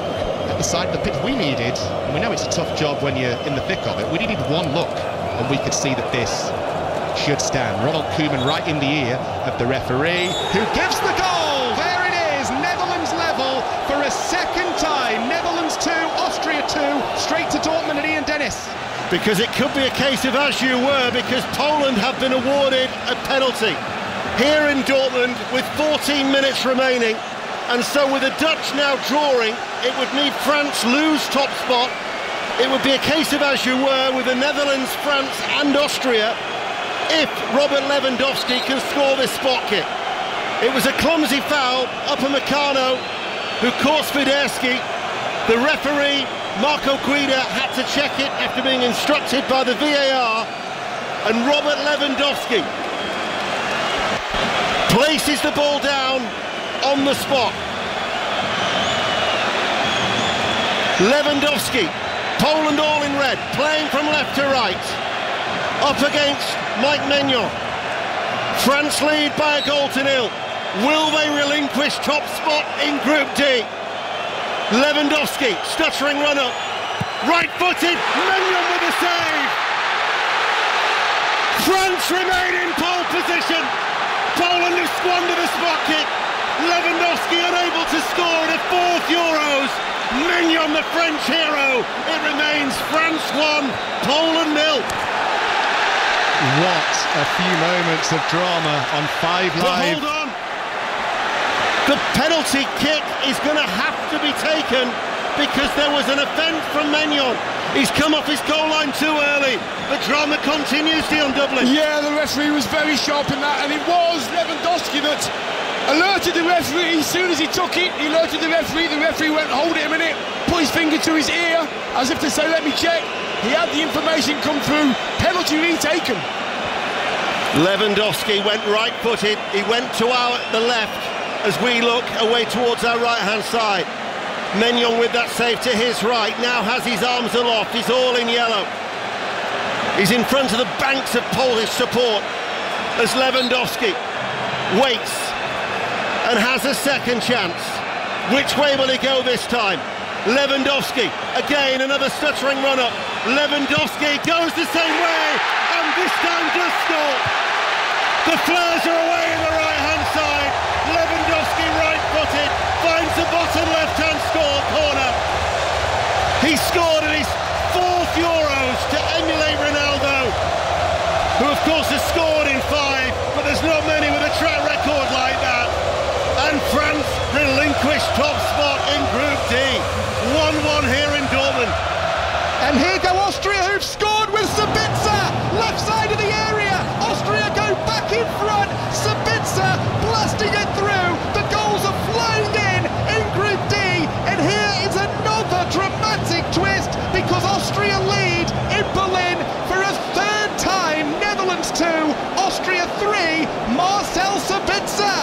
Well, they just don't learn, the Dutch, at all.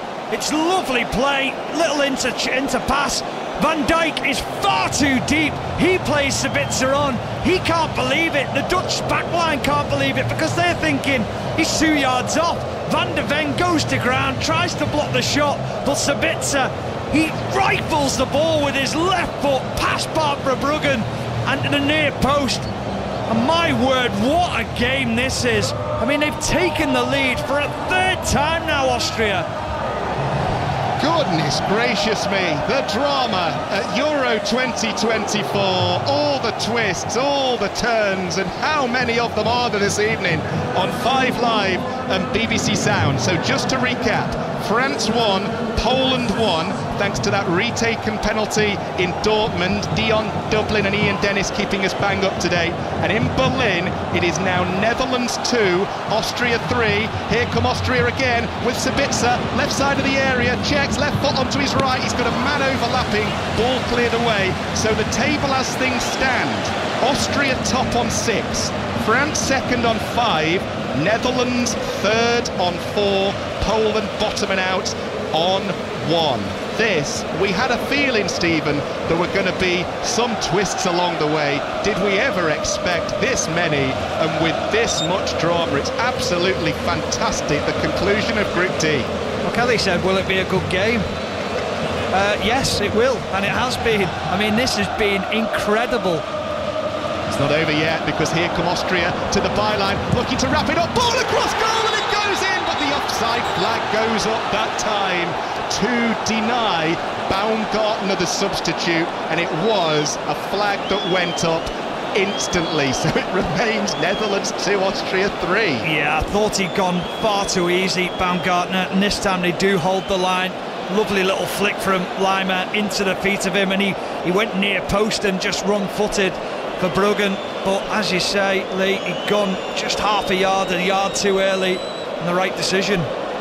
VAR just having a look just to be certain while we were with Ian for that retaken penalty. Marko Arnautovic made way for Austria, their captain. He's been replaced by Mikel Gregoritsch, the Freiburg man, 14 goals in 57 caps for his country.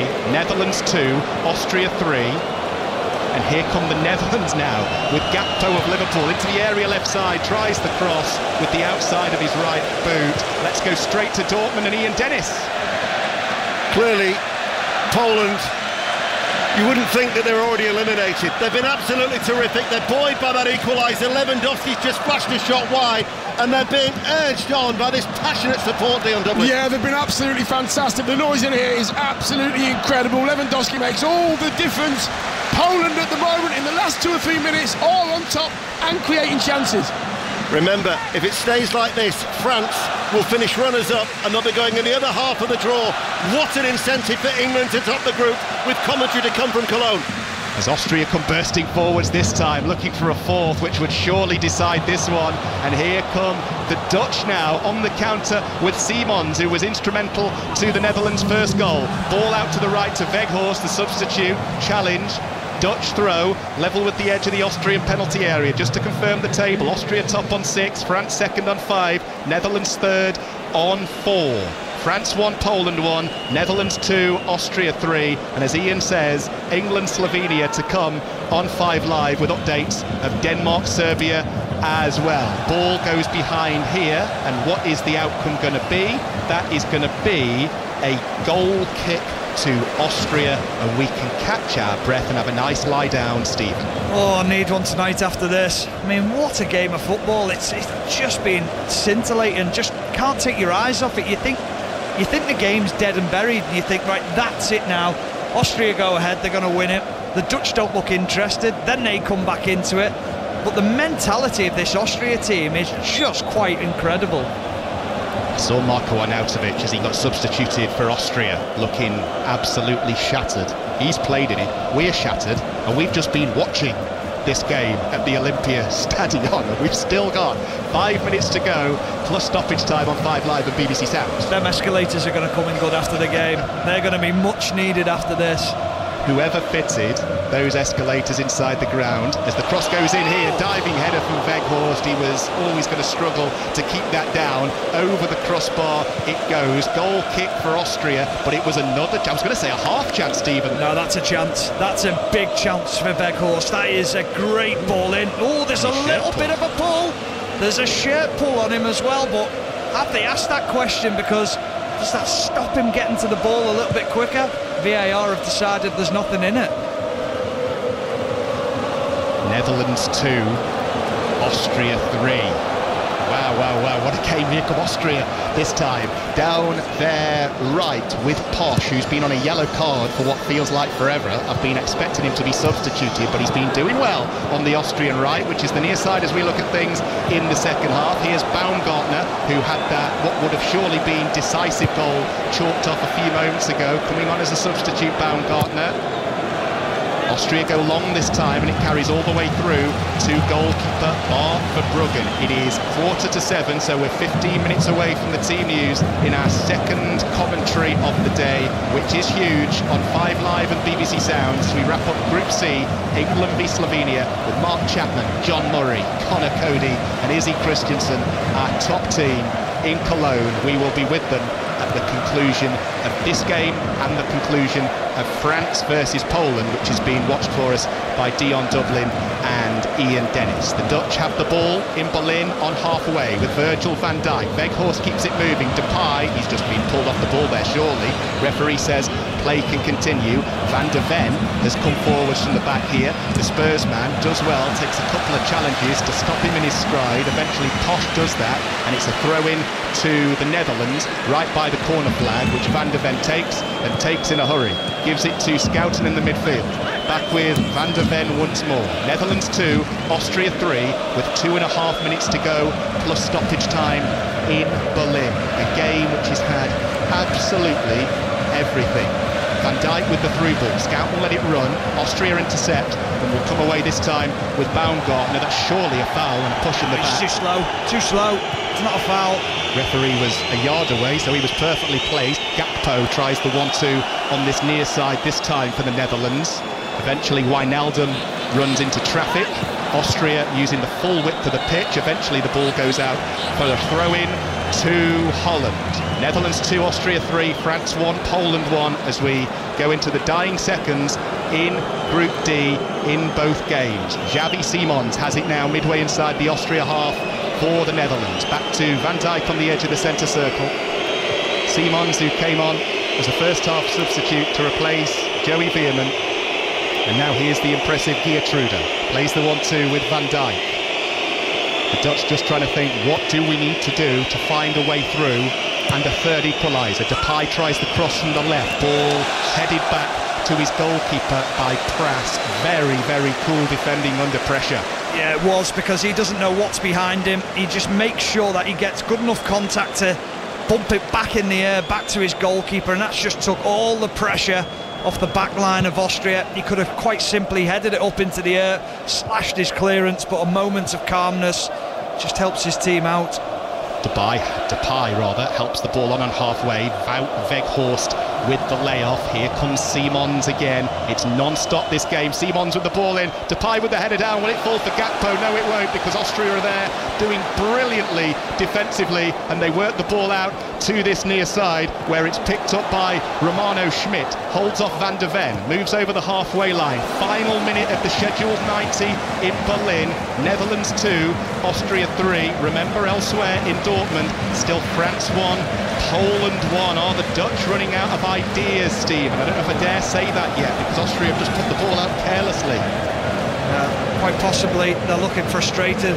There doesn't look to be much energy left in this Dutch team. They might have to go a little bit more route one to Weghorst and feed off scraps. Being told, as the Dutch have the ball midway inside Austrian territory by our eagle-eyed producer Jack, that there are going to be 6 minutes added on here, so 6 more minutes as Depay sends in a cross from the left, and the goalkeeper comes Pence, takes the pressure off his back four with a good claim at its height. I can't believe he's not gone down and held the ball and milked it and made the most of it. Just take the pressure, kill the clock a little bit more, but he delivers a long ball forward. They had the chance to kill it a few moments ago. Baumgartner just, and we've seen the replay, about half a yard offside. Austria have it on their left, deep inside the Dutch half, which is exactly where they want it at the moment. Here is Baumgartner with a rare bit of time and space in the midfield. Keeps the ball moving. Schmidt to the right to Posch for Austria. Reminder of the table. Austria top on 6, France second on 5, Netherlands third on 4.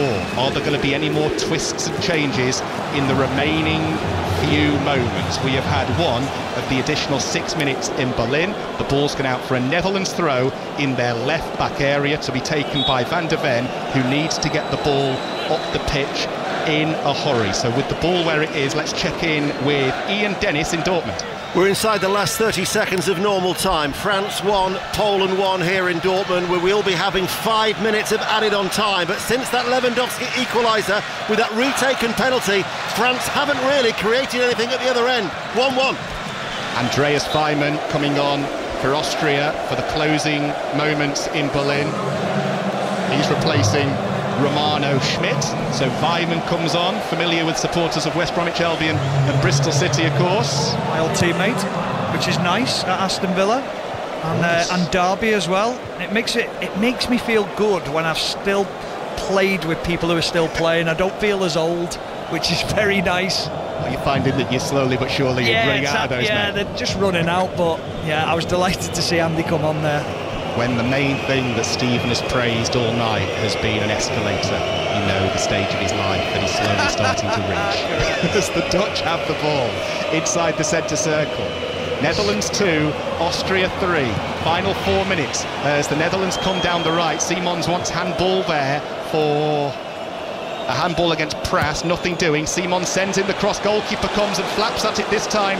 Pence, it falls for Gakpo, edge of the area left side, tries the through ball across the face of goal. Good save by Pence at his near post. It was Van der Ven who put in the delivery, and it's a corner to the Netherlands. Yeah, and they want a little bit more. Keerveld went in with the challenge on Van der Ven. It was a heavy one. He's just trying to stop the cross, but goalkeeper does well because he gets to that near post, makes sure that nothing comes across, and Pence puts it out for a corner ball. But he's got injured in the process here, Keerveld, as he goes to ground, and I think he almost just gets his studs caught in the floor.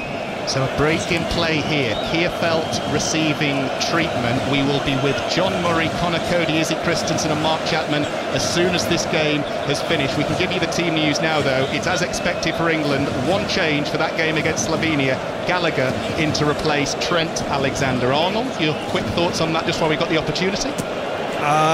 Underwhelmed. That's all I'll say. There'll be more reaction apart from one word from Connor and Izzy as soon as we join Mark at the conclusion of this game. Now, what's annoying me here is Keerveld is half a yard onto the pitch as he receives treatment. Surely he could just roll over and then we could continue with a Dutch corner, could we not? Yeah, he quite possibly could, but they're the rules. If he was in the middle of the centre circle, then you'd give the treatment. He's still on the pitch, but he's got every right now to get himself prepared so that as soon as the game kicks off, he can get back on. Let's quickly then go to Ian Dennis. 3 minutes of injury time remain, 1-1. France have a free kick. Theo Hernandez brought down by a cynical challenge by Swiderski. Griezmann curls in the free kick, bounces off the chest of Upamecano and out for a goal kick. France still looking like they will go through second in Group D, 1-1. Corner swung in by Depay towards the back post as the Dutch search for an equaliser. The ball's inside the area, chipped in towards Van Dijk at the back post. Here's Depay, right foot shot. Good block, really good block by Posch, who made sure he kept his hands behind his back. Throw into the Netherlands. Yeah, super block. Depay, his eyes lit up, took a touch, hit it as hard as he could, laces through it, but as you say, Posch got himself in line with the ball and the shot. Great block. 90 seconds to go, plus maybe a little bit longer because of that break in play for the treatment for Keerveld. Netherlands with the ball left side of midfield, with Schouten to the right to Geertruida. Ball up in the air. Austria defend the first ball. Netherlands try and pump it forward, but Geertruida too keen. It is an Austrian free kick as we enter the final minute, Stephen, of the scheduled 6. Austria defending really well against a lot of Dutch pressure in the closing stages. Yeah, they did really well from the corner there. They defended that back post because you've got Van Dijk and you've got Van der Ven coming onto the ball at the corner kick, and big physical players, and they defended that, won the set piece, and then again picking up more fouls on the edge of the box. Really good play from Austria. That live Group D table: Austria top on 6, France second on 5, Netherlands third on 4. Final seconds as Van Dijk goes long here, looking for Weghorst to run inside the penalty area. He was stretching to get there, looked like he was going to hook it in for a second on the byline, just left his run a little bit too late, and it's a goal kick to Austria. That might well be that at the end of what's been a thriller. Yeah, he looked like he was towing a caravan, didn't he? As the ball went over the top, it was to the wrong man, and he's not blessed with too much pace. Weghorst, it's not his game. He looked like he was really struggling to keep up there. Here come Austria down the other end, looking for a fourth and decisive goal. Dutch clear their lines. When you're looking at competition for game of the tournament, this is going to be right up there, along with Croatia, Albania, and Turkey, Georgia for me, which are also standout moments in the group stages. Here come the Dutch though, with Gakpo into the area left side. Looked like he was going to be through on goal. Just let it run a little bit too long. We've had the 6 minutes of added time, so we're now into whatever the referee wants to add on further. Austria down the right, anywhere will do, as the Netherlands go back to goalkeeper Verbruggen.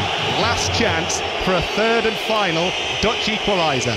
Long, flicked on by Weghorst. Van Dijk still up there, tried to get on the end of that flick on. Austria again with the defensive answers, headed back at their back line. Header well won, and now Austria will clear down the right. Does he go for goal here? Absolutely Sabitzer, not. or does he take it to the corner flag? He doesn't do either at the moment, to be fair. He just holds up play and then receives it back on the edge of the area. Baumgartner overlapping, and there is the final whistle at the end of a thriller in Berlin. It's ended Netherlands 2, Austria 3. Netherlands equalised twice through Gakpo and Depay after an own goal gave Austrian the lead the first time. Schmidt did so the second, and Sabitzer did so the third and decisive time. What a game, Stephen Warnock. Oh, quite outstanding. Loved every minute of it. Ebbed and flowed. You've got to say though, Austria fully deserved the points. They deserve to get that result because of the work that they put into this game. Outstanding from Austria. The final score in Berlin, what a game that's been. England, Slovenia to come with Mark Chapman. It's ended Netherlands 2, Austria 3. Let's go straight to Ian Dennis in Dion Dublin watching France-Poland. Where it's just finished here, Mark, in Dortmund. It's finished 1-1, so it means that Austria qualify as Group D winners. France go through in second, and the Netherlands will qualify in third. But crucially, from an England point of view, it now means that France as a runners-up, remember they were a potential semi-final opponent for England, they go into the other half of the draw with Spain, Germany and Portugal.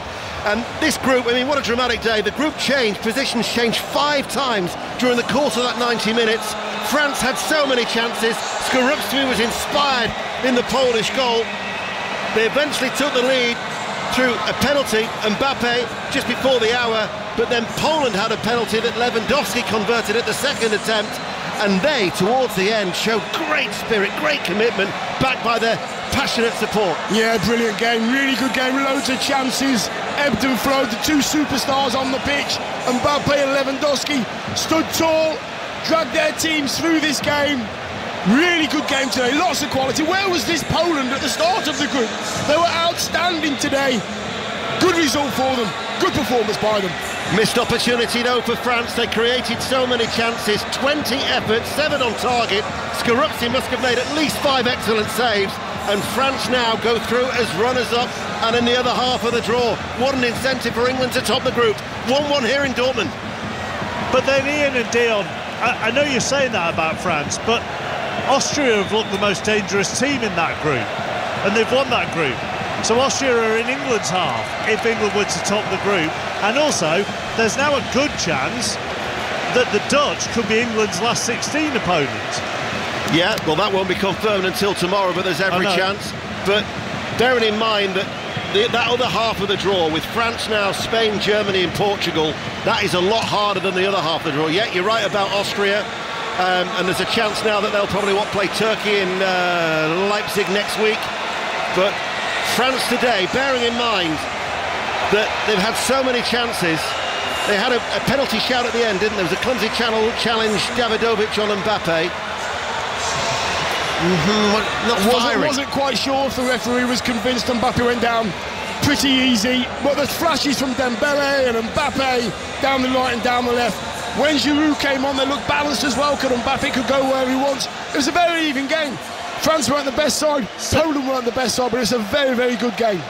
Stephen Warnock, who's been watching Austria beat the Dutch alongside Lee Blakeman. I mean, in the whole, this group shows us what a lot of the tournament has showed us, that on their day, a lot of teams can beat each other, really, depending on how they're set up and whether they're on an on day or someone else is on an off day. I mean, Switzerland could have easily beaten Germany the other night. It's great, and we do it, and we all try and predict it and look at a path. I wouldn't like to predict a winner of this tournament at the moment. Go on then, put your neck on the line. No, I'm not going to. No, you're absolutely right, but that's the way the tournament should be. It should be at its very strongest, and it should be where we're struggling to predict who's going to win. But that's the level of quality that's now crept into the game. You look at academy systems through the years, and now we're starting to teach kids 4 or 5 nights a week. They're technically getting better, tactically getting better, being able to watch streams, to be able to watch on all kinds of platforms, the levels, to try skills. We're seeing a vast improvement in technical ability, and now we're seeing that within the international football as well. They've been good, haven't they, Austria, Lee? Absolutely superb. What you were just saying about Austria potentially being in the same half of the draw as England is quite a worry. We know all about Marko Arnautovic. I thought Marcel Sabitzer, who supporters of Manchester United will be familiar with, was absolutely superb. Lima, when he came on as a sub, and Grilic, Stephen, really impressed, anchoring things in the midfield. So many. Posh at right back too. Yeah, Schmidt in the midfield, I thought he was outstanding as well. Listen, I could name every single player. The one player who had a tough afternoon was the left back, and obviously I watch left backs because of being a former left back. Do you know what? He didn't half stick at it. It was Prass, sorry, yeah. He didn't half stick at it in the left back position. But they were to a man. They gave everything. Let me just tell you how this last 16 is panning out at the moment. Switzerland will play Italy. Germany will play whoever finishes second in England's group. Spain are through the winners of Group B. Of course, they'll get a third place side. Portugal already through as well. They get a third place side. Austria go through as the winners of D. They will face the team who are second in Group F. So that's the Portugal, Turkey, Georgia, Czech Republic group. France go through second in Group D. They will get second in Group E. So that's Ukraine, Slovakia, Belgium and Romania. All 4 of those sides are on 3 points. And the Dutch go through as one of the third best placed sides, and they are one of 3 teams that England could play. England, if they win the group, will get third in D, third in E or third in F. So there are still a few permutations, but the Dutch could now, if England win the group, be one of their last 16 opponents. I just want to bring Joe Hart in, who's in our Berlin studio for the next hour. When Robert Lewandowski takes a penalty like he does, stutters and stutters again, what are the challenges for a goalkeeper, bearing in mind it then had to be retaken because Maignan had come off his line? So I don't think I'm working, guys. Yeah, you are. We can hear you. Working. Yeah. It's just watching Connor eat his food there. He looks hungry, bless him. Well, how Look at his face. Oh yeah, you can see. Let me tell you how this works, Joe. There's a whole team of people here, myself, Izzy Christiansen, John Murray, you know, a lot of us who put a lot of work in on 5 Live over the years, and Connor has just had table service to the commentary box with his own personal tea. Whilst the rest of us are sat here with some Haribos, and he's got a 3-course meal. Chappers, explain our day. Explain our day, please. Chappers, he's got an edible fork by the looks of things as well. I'll be honest with you, Joe. Myself and Connor have had 6 3/4 hours on a train together today. It's been a long day already. We are exhausted with our conversation. I'm going to struggle to ask him a question. We've exhausted every conversation possible. Anyhow, back to the penalty. Right, game of poker. It's a game of poker. I know. Look, I've had so many times where I've watched watched football with people and the stuttery run comes in and everyone's going, oh, that's rubbish, what's he doing, da-da-da. It does people's heads in when they miss, but as a goalkeeper it's so hard. So Robert Lewandowski, Mignan would have known that was his technique. He'd have watched him, and it's a game of cards. So Mignan's got to hold his ground. Lewandowski's holding it as well, eyes on him. He knows that if Mignan goes early, he'll just roll it the other way, and then as soon as he doesn't, he's got a backup go-to penalty, and that was what he didn't execute well in the first version of it. But Mignan did so well to stay, not give away his position, but he just, with VAR now, like, you've got no chance. He just obviously encroached, therefore meaning it wasn't a good penalty from Lewandowski. But I love that Lewandowski still had the bottle, still had the nerve, still had the confidence to do exactly the same. And if he does that and the goalkeeper holds his nerve, he knows if he gets it far enough in the corner, there's nothing he can do.